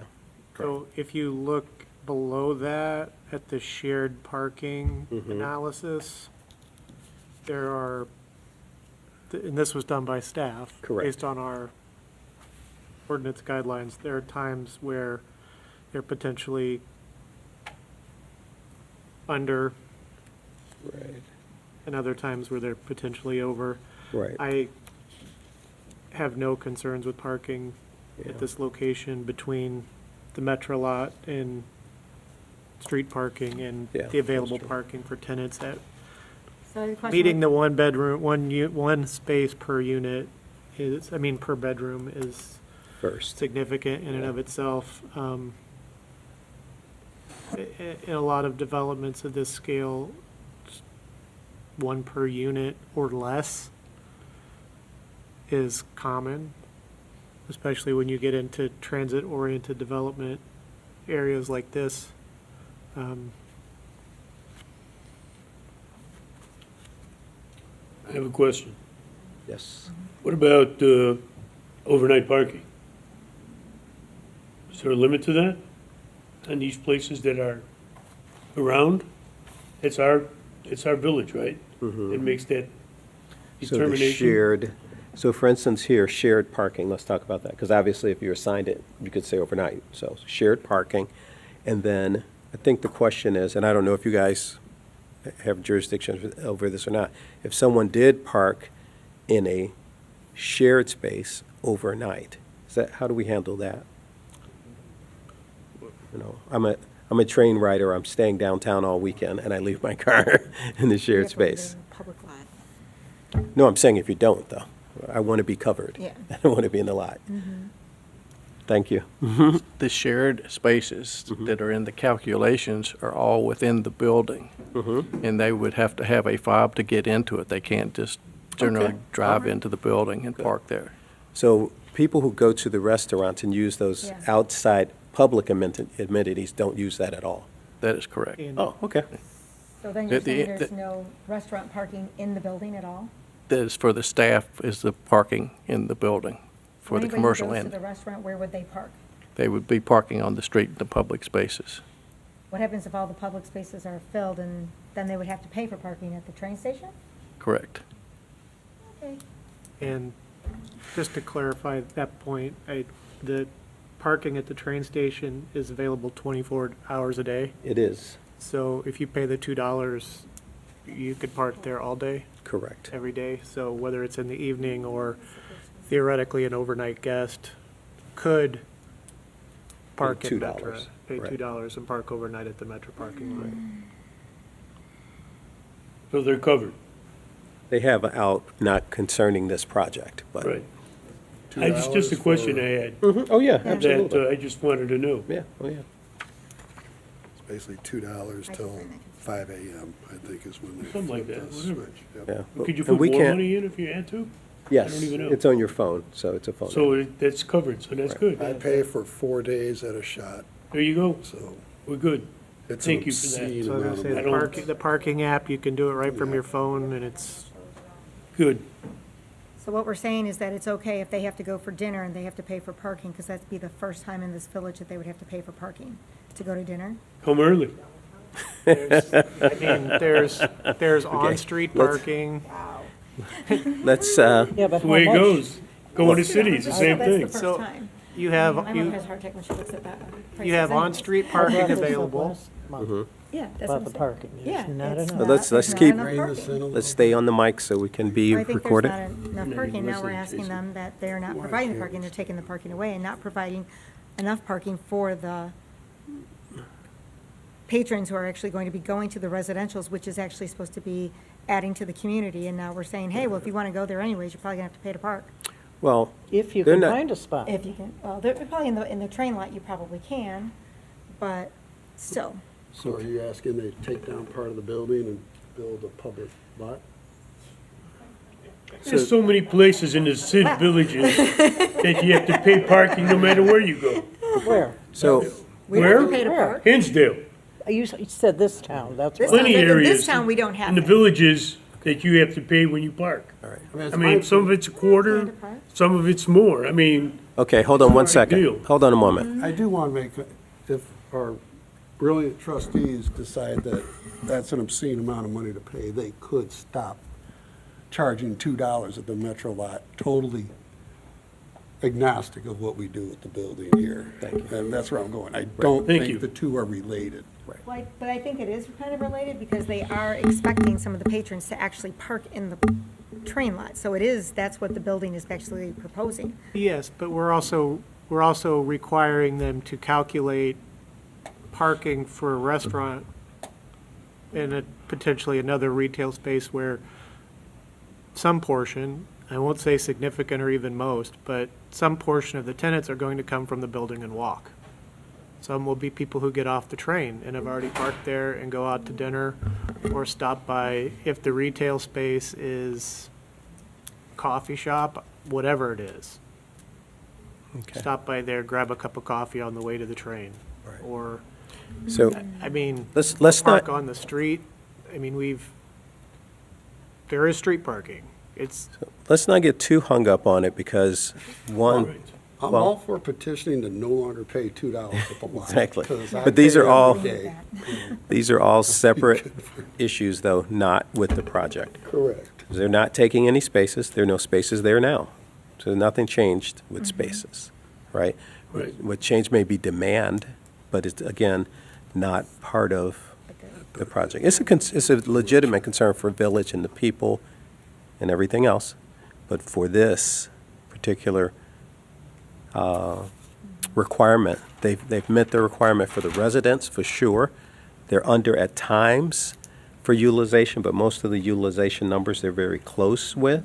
And then at peak utilization, then they're under. So, that's what happens at peak utilization. But that's estimated. Oh, yeah, absolutely. All right, so this is section 7.2, minimum parking rations. So I'm going to do a voice vote Yes. for parking. One, No. No, yes. Yes. yes. So we'll go on this one. All right.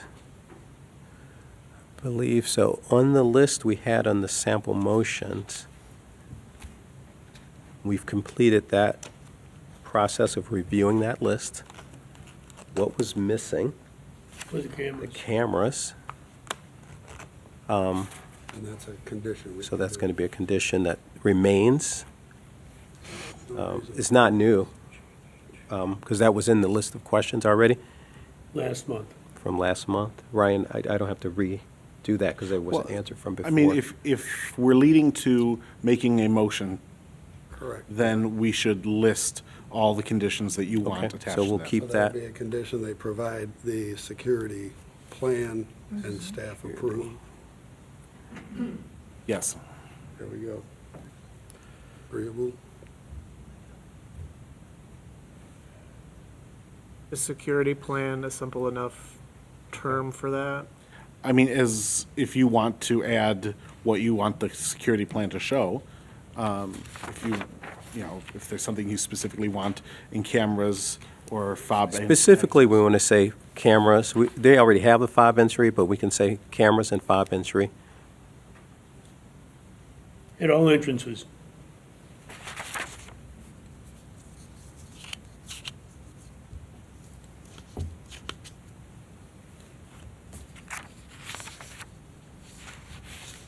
And can we put a limit on the amount of time that that film can stay? Like maybe a couple of days or a week? Is that possible?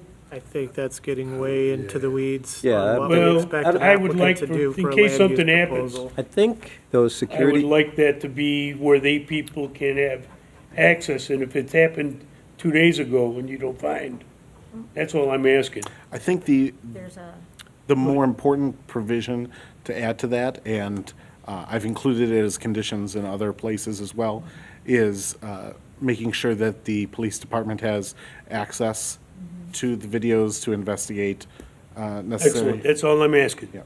That's all I'm It asking. wouldn't be in perpetuity, it'd be limited in some way, but that's part of being a good neighbor, so. isn't there like, I thought there was like a certain amount of time that they have to keep it? well, there's a certain amount of time that A different security law, not us. systems do keep it already, because that's what they're for. Mm-hmm. Right, so I don't think we have to prescribe, backups and, all Well, that just kind as of Brian said, I agree, so that when it happens, or if it happens, they have access to that film, whether it's a day or a night, or 2 days at the most. Okay, So that's all I'm asking, because I don't want anybody, if something were to happen to somebody, I would like to definitely make sure that okay, all right, perpetrators are punished. so that's a condition. Attorney Any- Morton, how would you recommend wording that portion of a condition? So the police portion of it, quite honestly, I would like to look back at how I've worded it in the past. And so that would be something that, if you just, If we just say provide a security plan demonstrating the key fob and as approved by staff. and, And cooperation. co- With Oh, the Park Police. yeah, cooperation with the police department is fine. Because these conditions can also be tweaked by the village board, so. Right. Yep. Okay. And must use a Linux server.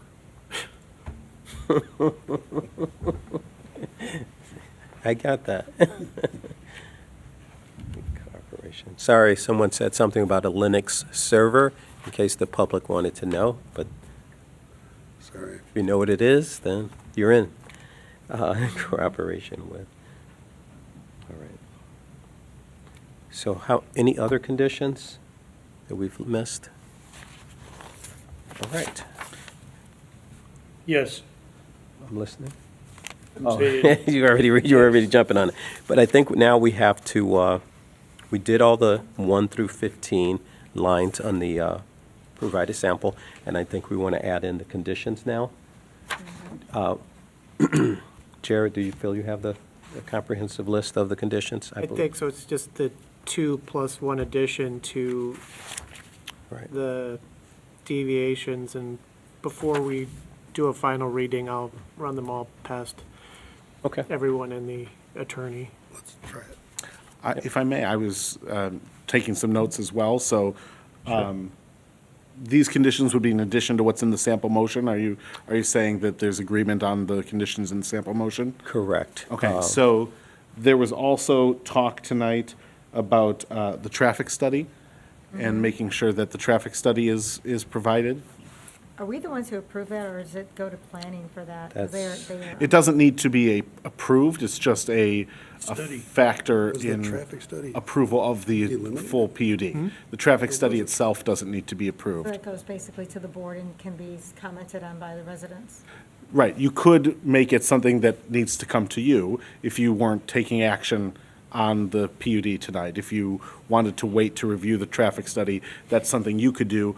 Or if you want to move this forward, then you would make it a condition for the village board for it to be provided to them. Yeah, I think when we.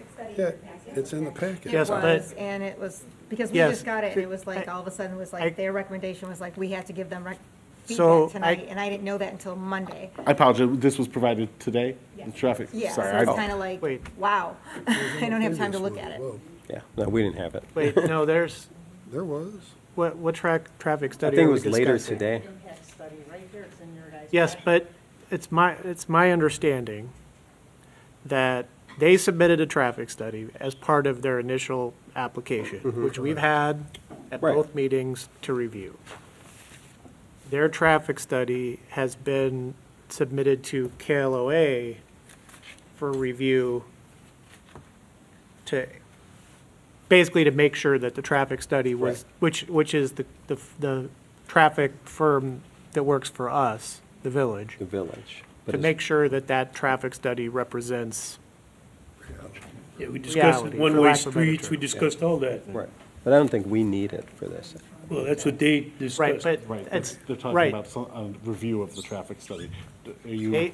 They supplied a traffic study to the village. We have submitted that traffic study to our traffic engineering firm, our consulting, that consults for the village, to review that, to verify that it is using the proper methods for a traffic study. traffic. I have no reason to doubt that it is, but with a project that's of this scale, that is something we would routinely do. So is there still something outstanding with traffic? Well, I guess I didn't know we were actually supposed to be reviewing it, because my understanding traffic and safety was under planning. So I didn't know that was something that we were actually supposed to be making a recommendation on. Well, the impact of traffic, the impact of a development on traffic and how that interplays, that's part of the PUD considerations. That's part of what this board considers if, if the development is going to create nonstop gridlock in that area, then that would be a reason not to support it. So that's why it's a standard that comes before you as well. Kristen, do you have information on this? Not just yet, but it's coming. Oh, okay, gotcha. Okay. All right, let's We continue. haven't sent it out for review yet, is what I was told. Okay. So then, it doesn't sound like there's something else for the developer to have to do. Correct. Okay. Right, okay, so just strike. It would be further information for this body or the village board to incorporate at a future date. It's not on the developer. They've done their part. Right. There was a mention of a sun study. Is that something that the board has an interest in? I do. No. Because to be honest, if I was the resident that lives directly to the east of the building on the corner of Beverly and Vermont, I'd be interested in seeing how that's going to impact my house, to be honest.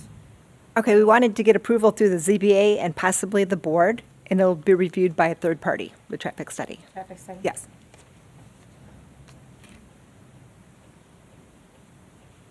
Because that's going to be a tall building. My house is, possibly 1.5 stories, or possibly, or whatever, 30 feet high. And now I have something that's 100 feet high next to me. So I That's a spent, lot. I mean- spent the first 10 to 15 years of my career doing shadow studies as part of my work.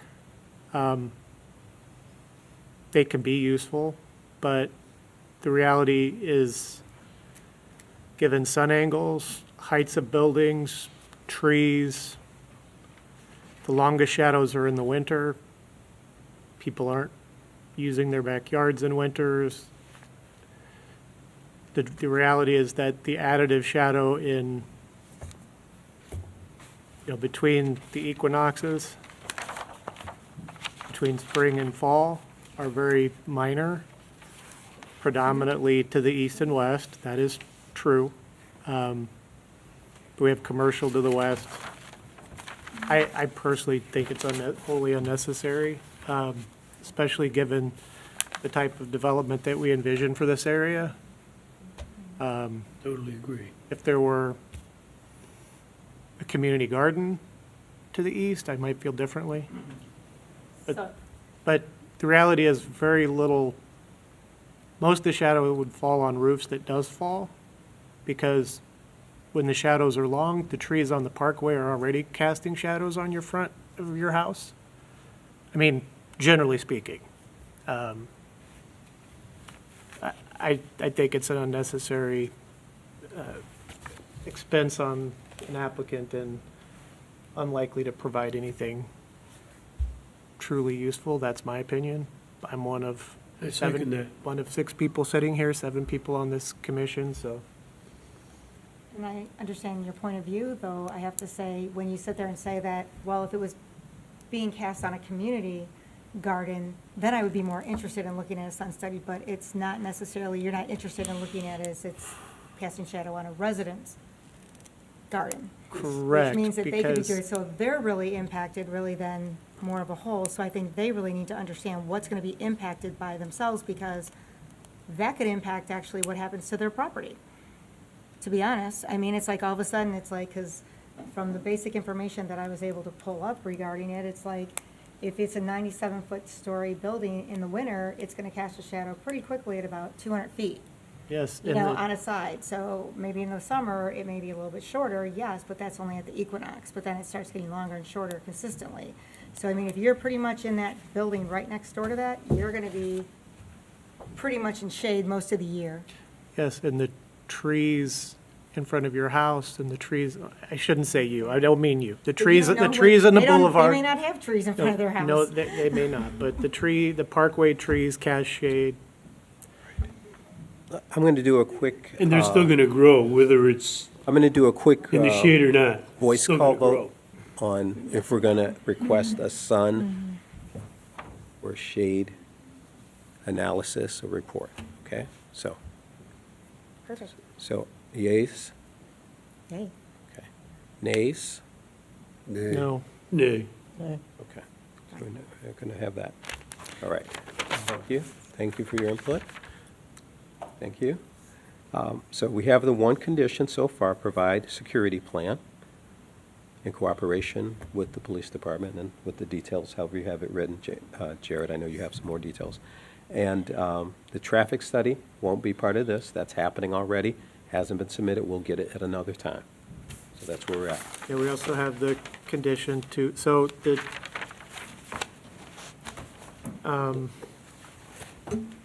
The cameras? yeah, so we have, as I see it, and they're not saying there's not other discussion, because I know there was talk about materials, elevations and all that, but as I understand it, we have, we're striking 12 in the sample motion, so that moves everything below that up one number. And at number 11, we're adding illumination of up to 5-foot candles abutting the public right-of-way. Correct.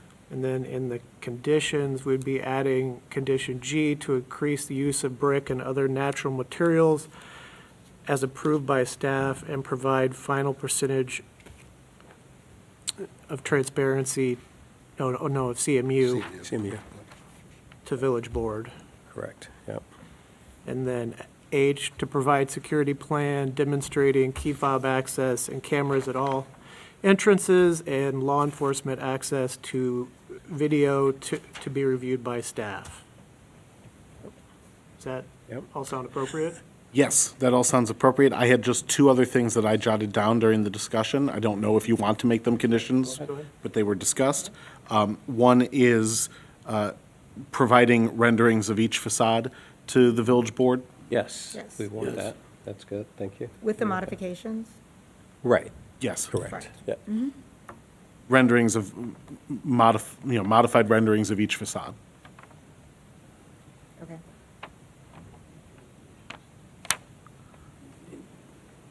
Well, and are we specifically saying more wireframe elevations or that full color Yeah. rendering. The full That's color the rendering. rendering.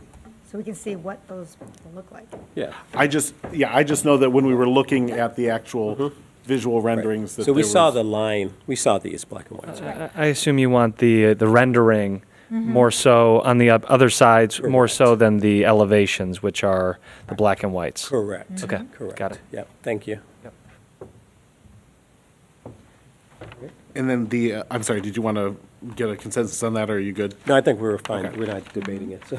And then the other thing that was mentioned briefly, I don't know if you want this as a condition, but was having plantings on the pool deck, since that was just a artistic flair there.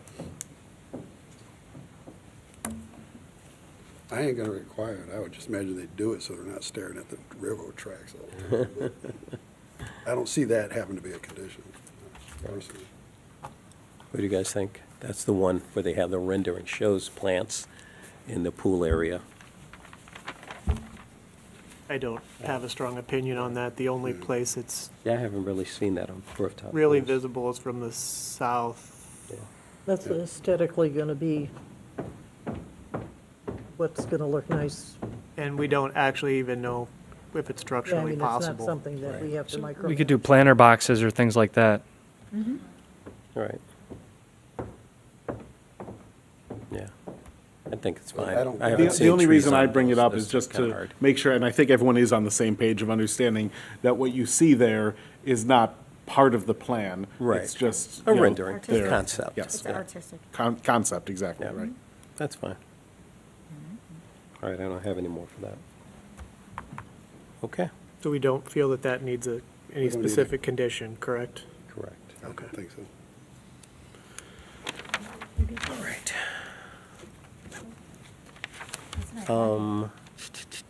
All right, so we have all our sample motion, or the motions 1 through 15, with 12 taken out, plus the conditions. Wish I would have known. we I mean, can- I didn't realize. We can just read the conditions into the record with the sample motion, so as one statement. Yeah, I mean, Okay. if, whenever You can just we're, make a motion. whenever we're ready for a motion, I will make it, but Yeah. I assume that there's potentially additional discussion, and I don't want to, Right, no, You're we're the chair, preparing so- for the motion, yeah, go Are we ahead. not adding anything regarding the parking? You can add Go ahead, we're conditions if listening. you have. Well, I'm just curious, I mean, it's like, just speaking with one, it's like, I don't think we really actually, I mean, granted, they did give it to us, I understand, and whatever, but it's like a 349-page packet. I think we were really concerned about what we were looking at versus this. And again, I thought that it was part of planning's because it's under their jurisdiction. So, I still would love to have, as even Wanda stated to me, that she's like, really didn't even realize this was in our packet, for us to actually have time to look at this and actually come back to possibly make some recommendations, if we can do that for the next meeting. It's a thought. Just to, I don't know, because it might go before the board beforehand, I don't know.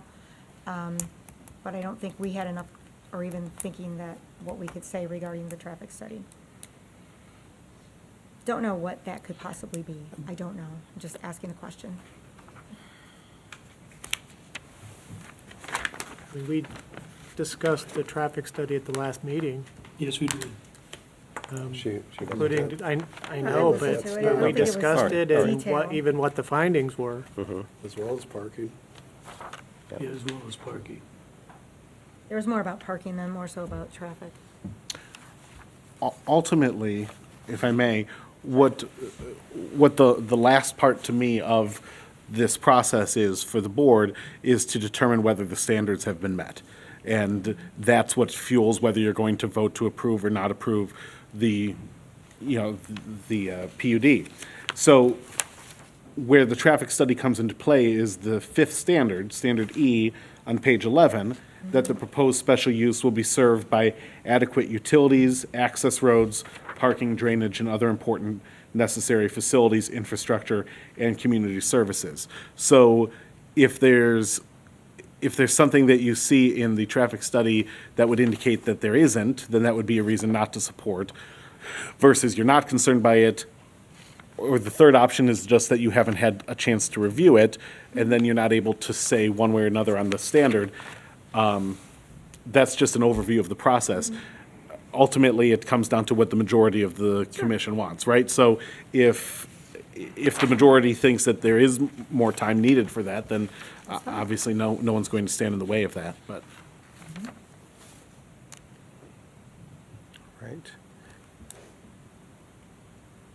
And yours was specific about parking, right? No, mine was more specific about The whole the study? whole study. Okay. Okay, can't cover all that tonight. So we have all the contents to the motion, plus the conditions. So I would like us to make that motion. Okay? Jarrett, would you read that motion for us? Assuming everyone has had all the discussion they want. I'm done with discussion. I do encourage you to discuss and go through each of the standards. So whether you do that before or after the motion is made, it doesn't matter as long as you do it before a vote is taken. Okay. So the standards are, because now you have these conditions in place, you have the deviations that you're willing to approve. You just want to make sure, for the record and for the written findings that will be sent to the village board, that you've gone through those standards and made sure that, which I think, are you pulling that up? I was trying to find them, but I think they're in the staff report, but not in They this. are page 10 and 11 of the staff report. Yeah. Just to make sure that we go over those and everyone is comfortable, yay or nay, before getting to the ultimate motion. This is after, on the findings section, Correct. and we can go through, and do we go through A through F? Yes. Okay. So let's go through the findings, and I'm starting on page 10, and I'm going to read through, Bless you.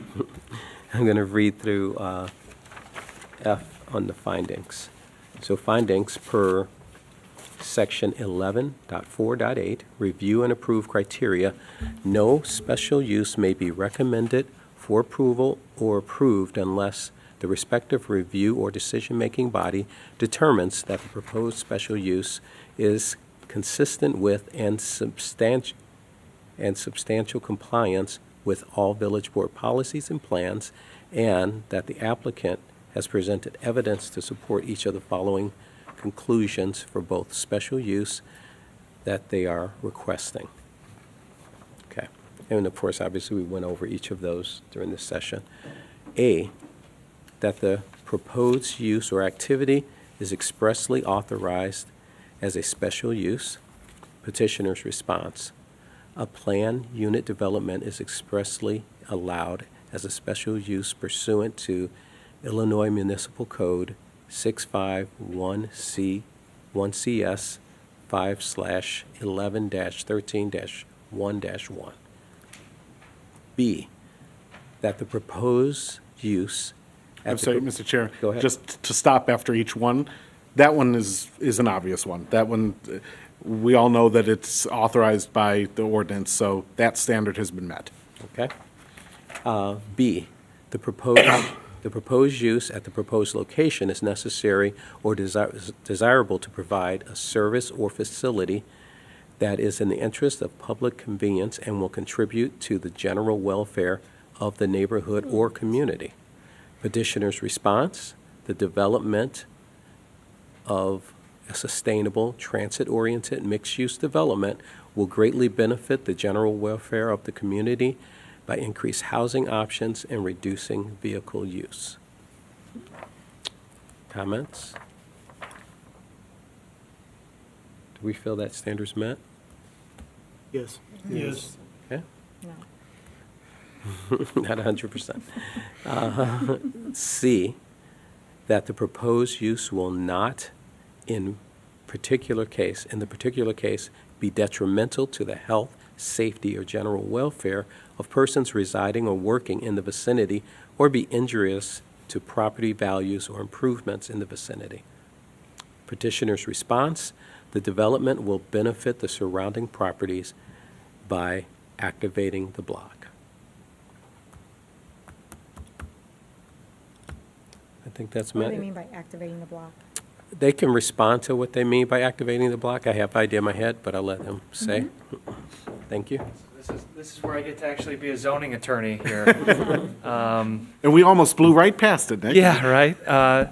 So, you know, right now, well, before there was a vacant lot, there were, you know, commercial buildings, some smaller multifamily housing in the area, and I think some single-family homes as well. Kind of a smattering of different uses, and what's been done, is, you know, in the 2021 approval is it approved the PUD, and that allowed those structures to be those properties to be acquired by the developer and demolished. And right now, it's a big vacant site that no one wants to look at anymore. And by activating the block, it means you're putting in you have a block to work with now because they've acquired all these properties. Now you can build this transit-oriented development, which the village's comprehensive plan calls for, next to the village's metro station. And so that's activating the block. It's activating it. It's putting in a new use that's going to bring in people to come to Villa Park to live here, which, you know, increased housing is a big priority for the village. It gives people the chance to rent where they can't afford to buy. You know, you have seniors, you have younger people who want to live here, and they can patronize the restaurants in town. It's all the reasons you want for transit-oriented development. We think this project fulfills. Yes. If I may nitpick just a little bit. Okay, sure, go ahead. 'Cause I believe that that's all a sound argument, especially though for the second standard that we just went over about it being, you know, a necessary or desirable facility. I would just ask the board to refocus when they're considering this on if there's any detrimental effect of this development, because that's what this standard is. Do you think that this development would be detrimental at all to the health, safety, or welfare of the surrounding area? And if you don't, then the standard is met. Thank you. We have to say why? No. Okay. Okay. I would just say then that the village envisions transit-oriented development for this site. So that's they've already looked at this and think that this is the right concept, which implies that the village doesn't believe that there'll be a detriment to the neighbors based on the density that we're seeking here at this site. Can We can discuss it. I- we You can have a discuss it? question? So, You have yeah, a I question? can make a Paul? discussion, just because, you know, I look at it, it's, how many units is it again? 379 or whatever. We already have a 10% vacancy of our apartments at this point. So that is double what the state and the county is. So we have 10% vacancy rate in our apartments that we have in the village currently. We currently have a development that went up on 27 Park that added more apartments. Now we have another development that's going up on Ardmore, which is 229, I believe it is. And now we're going to add additional, how many units are we here? We're going to be adding an additional 348, is it, apartments now? So that's now going to put our available housing at probably just roughly just shy of 9,500 units, okay? And of those, we look at, that's going to be 33% of our housing in our town is going to be rental. What When is you're the, looking at that, and yes, I got these numbers from the Department of DuPage. They're on the website for for DuPage County. And it's like, that's kind of scary that we have a 10%, which is double the county and the state average. So when we keep looking at adding more apartments, but we already have a high vacancy rate, so people, there is availability to live within Villa Park already. So now we're adding pretty much about another over 600 units in the village. That's a lot in a very short amount of time between the 27 Park, the Ardmore, the Union, and then this Ardmore development. So when you look at our surrounding neighborhoods, you know, you look at Elmhurst, Lombard, and Addison or whatever. Addison has like a 2.4% vacancy rate. Lombard and Elmhurst have about 9%. But then looking at Elmhurst, their rental units are only 21% of their units. So that's a lot. I mean, but they also have a lot more available units. They have 17,000. We only have 9,500. So it's a difference in how many single-family homes versus apartments that we have available. So we are going to be changing significantly the look and feel of our community at this point. So, you know, my question always comes to be is like, is it really going to be servicing the area? Because we are adding so many of these apartment units. And we're going to be changing the way our demographics are of our community. So that is a large number for us to look at and for the community to consider. I understand density, but do we need 7 stories of 348 more units to be rental? Do we or don't we? I mean, obviously, it's for the board to decide eventually, but again, for the residents to come out and actually voice their opinion as well. Do we need that? So I don't think people are really looking at those deep data numbers that they are looking at. So I think there's something to be said for those. Commissioner Jarrett? Since we're reviewing the standards, and this is about detriment to the health, safety, or general welfare of persons residing or working in the vicinity, or be injurious to property values or improvements in the vicinity, what is the detriment of apartments versus owner-occupied units, and what is the detriment of the number of units? The detriment is that it changes the look and feel of the community, because most people who are in apartments, I don't have that specific data, I could probably look at that and get through that information. They're not probably family orientated, it's probably gonna be mostly singles or, depending on the apartments, 1 bedroom, 2 bedrooms, a 1 bedroom and a studio. I can't remember the numbers off my head, top of my head, how many you're offering, but a 2 bedroom and a 3 bedroom, you're probably looking at more of a family situation, but probably the majority of them are probably going to be non-family orientated. Plus, I look at the facility, a lot of their amenities are only for the residents. They have a pool 3 blocks away. Why do you need a pool? We have a pool. Can you work something out with the village? You know what I mean, to get people out and about. Right. Just trying to say that this is, Can I I'm ask, just going on there. I don't want to interrupt, That's fine. I mean, it's just, I just sit there and say, why does it have to be so dense in such a specific small area? To be honest, I grew up in that area. It's definitely challenging can I already. say something? I mean, you're looking at it today.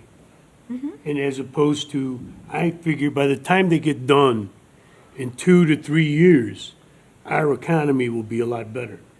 And they will be looking for places. I mean, we just came back from a dilemma where people couldn't even go downtown. And I believe that cycle's gonna change as soon as we have a different set of order. And by that, I mean, people will want to go into the city to work, into these buildings that we have high rises. And with that being said, they will need a facility, and I think that facility is great for Villa Park, because these people will be in and will be contributing to our village. Right now, it doesn't look that way because we're in a poor sense of economy. Give it a chance. When they're done, I believe it will change, and the economy will change, and they will be ready. Here we are. Right. That's my opinion. I'm making it better. Let's- And I think that's what our village is looking for. Okay. Hold on. We can continue discussion. Let's get through C, D, E, and F. And if you have more discussion, we can discuss it. But let's primarily get through these because we're required to do so. And if you have more discussion, we can do that. But let's address the letter of this text. And then if we want to talk about apartment capacities and different things, because this particular one doesn't address capacities and that type of thing. So after we get through F, then we can have more discussion, and then we can go to our read-through and our vote. Okay? Is that Mr. right? Chair, did you want a consensus on C right now, or? I do. That's why I'm saying I want to focus on it first. So for C, we're saying that the proposed use will not, in the particular case, be detrimental to the health, safety, or general welfare of persons residing or working in the vicinity, or be injurious to property values or improvements in the vicinity. And the developer gave a response, but here it says the development will benefit the surrounding properties by activating the block. So let's just think about that, and that's where I want the consensus, yea or nay, on just C, that content I read. Yeas? Yeah, Yes. Yes. on just C? Okay. C. Wanda? Okay, thank you. Are you satisfied with C, your response? Sure. I don't want to leave anyone out, so this is all of us. All right, thank you. D, that approval of a special use will not impede the normal and orderly development and improvement of surrounding property for uses permitted in that district. Petitioner's response, this development is designed in a way to minimize impacts on surrounding property, including traffic impacts. Again, that's the petitioner's response. So again, we're focusing on will not impede normal and orderly development and improvement of surrounding property for permitted uses. So how does it impact? Is there detrimental on that? So what are you asking? So a yay would be, there I- is detrimental impact? A yea would be no, that we agree to approve that because there is no detrimental impact. Yeah, They're meeting the standard. Okay? Yea or nay? Yes. yeah. Okay, so we're done with D. We're on E. The proposed special use will be served by adequate utilities, access roads, parking, drainage, and other important necessary facilities, infrastructure, and community services. There's an and here as if something's missing, so I don't know if that's a The and typo. is just going into F, like listing of Okay. standards and. All right. Petitioner's response, this development is designed in a way to maximize the usefulness of current infrastructure. Yes. Yea or nay on Yeah. item E? It's Yes. helping, yes. Yes. E, okay? No, it's using Okay. useful. Correct. Yes. Okay. Now we'll move to F. The proposed special use complies with all applicable regulations of zoning ordinance except as expressly approved in accordance with the procedures of this zoning ordinance. So that's what we're doing. Petitioner's response, this development is designed in a way to comply with all applicable regulations of zoning code except as described in the attached application material. So, yea or nay to that? That's Yea. it? Yeah. Yes. Yes. All right. So we've reviewed the findings. So at this point, we can read the motion unless we have further discussion from the commission. Any further discussion? One more thing for me, and then I'll shut up. Lawyers. Hear that now. Keep going. I would just add to the motion approval of the findings of fact. When whoever's reading the motion, is that to approve the findings of fact as discussed and recommend approval. That's all. That's right, what he said. Could you repeat that real quick? Yeah. Sure. So the sample motion would be to move to approve the findings of fact as presented, or as discussed, rather, and to recommend approval, dot, dot, dot. Make a motion. You got this. No You other gonna make the discussion? motion, Jason? Yes. Right. Make a motion. I You got this. move to approve the findings of fact and to recommend approval of ZBA 25-10 for a special use for planned unit development on the properties 351 to 415 North Ardmore Avenue and 400 to 416 North Beverly Avenue as updated by petitioner with following requested deviations. 1, Section 4.7.2.a window panels. 2, Section 4.4.2.a.2, north-south building setbacks. 3, Section 4.4.2.a.3, corner setbacks.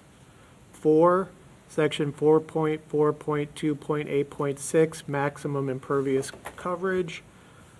5, Section 4.4.2.a.9, garage entrance locations.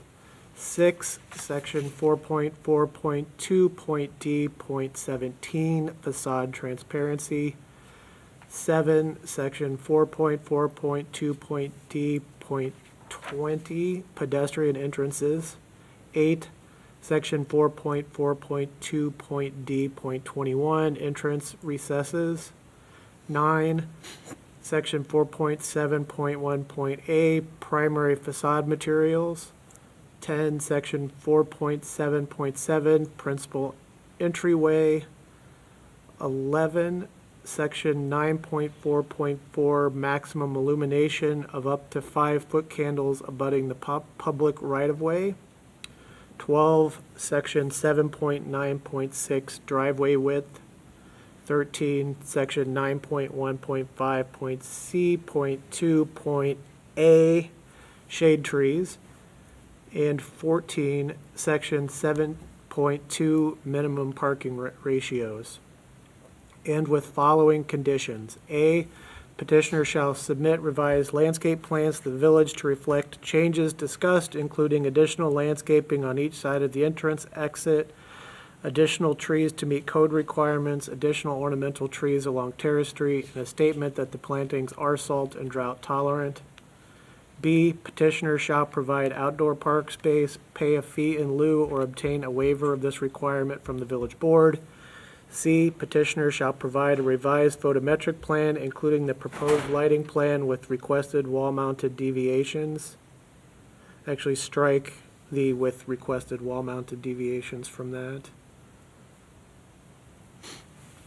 D, additional public bicycle parking racks shall be installed around the building. E, customer staff interior parking stalls shall be clearly delineated and shall not be rented out.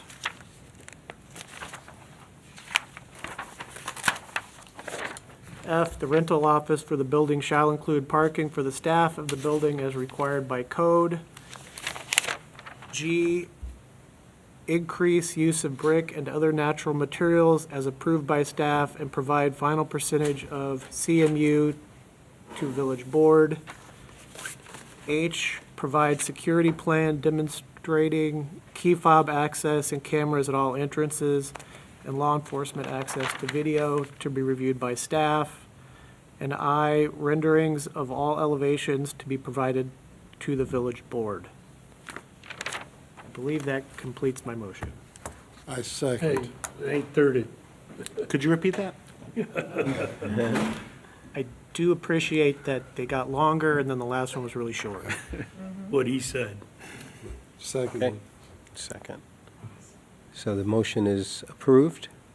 We have to vote. Oh, that motion's approved. Let's Yay. vote. Hold on. Oh, I'm going to do the voice call. I will start with you. Commissioner Gonzalez, yes. Commissioner Jarrett, Yes. Commissioner Clampett, It's you. Yes. Drama. Commissioner Flaskamp, No. Commissioner Ackerman. Yes. Motion is approved. Are you voting? Yes. Okay. All right. All right. Okay, that was a good one. All right, I believe I can close this section of our meeting officially. Yep, I'd move that we And, close the public hearing. Yeah, I second that. okay, the public hearing is closed. Closed a while ago. Officially. Technically. Now, I have to open for public hearing of new business. Is there any new business? Hearing none. I'll make a close new business? motion to close the business. Second. Okay. I don't have to vote on that, right? Yep. New business is closed. We could vote. That's for it don't after. matter. Yeah. Open the floor for public comments on non-agenda items. Public comment on non-agenda items. Go Bears. That's a good comment. Great We'll vote comment. on that too. Yes, yay. Close new comments on new business? Non-agenda Second. item? Second. Non-agenda items are now closed. Go for a motion for adjournment. Motion to adjourn? Second. Second. Nays? Yay. We are adjourned. All right. Hit the gavel. Good. You know, the traffic study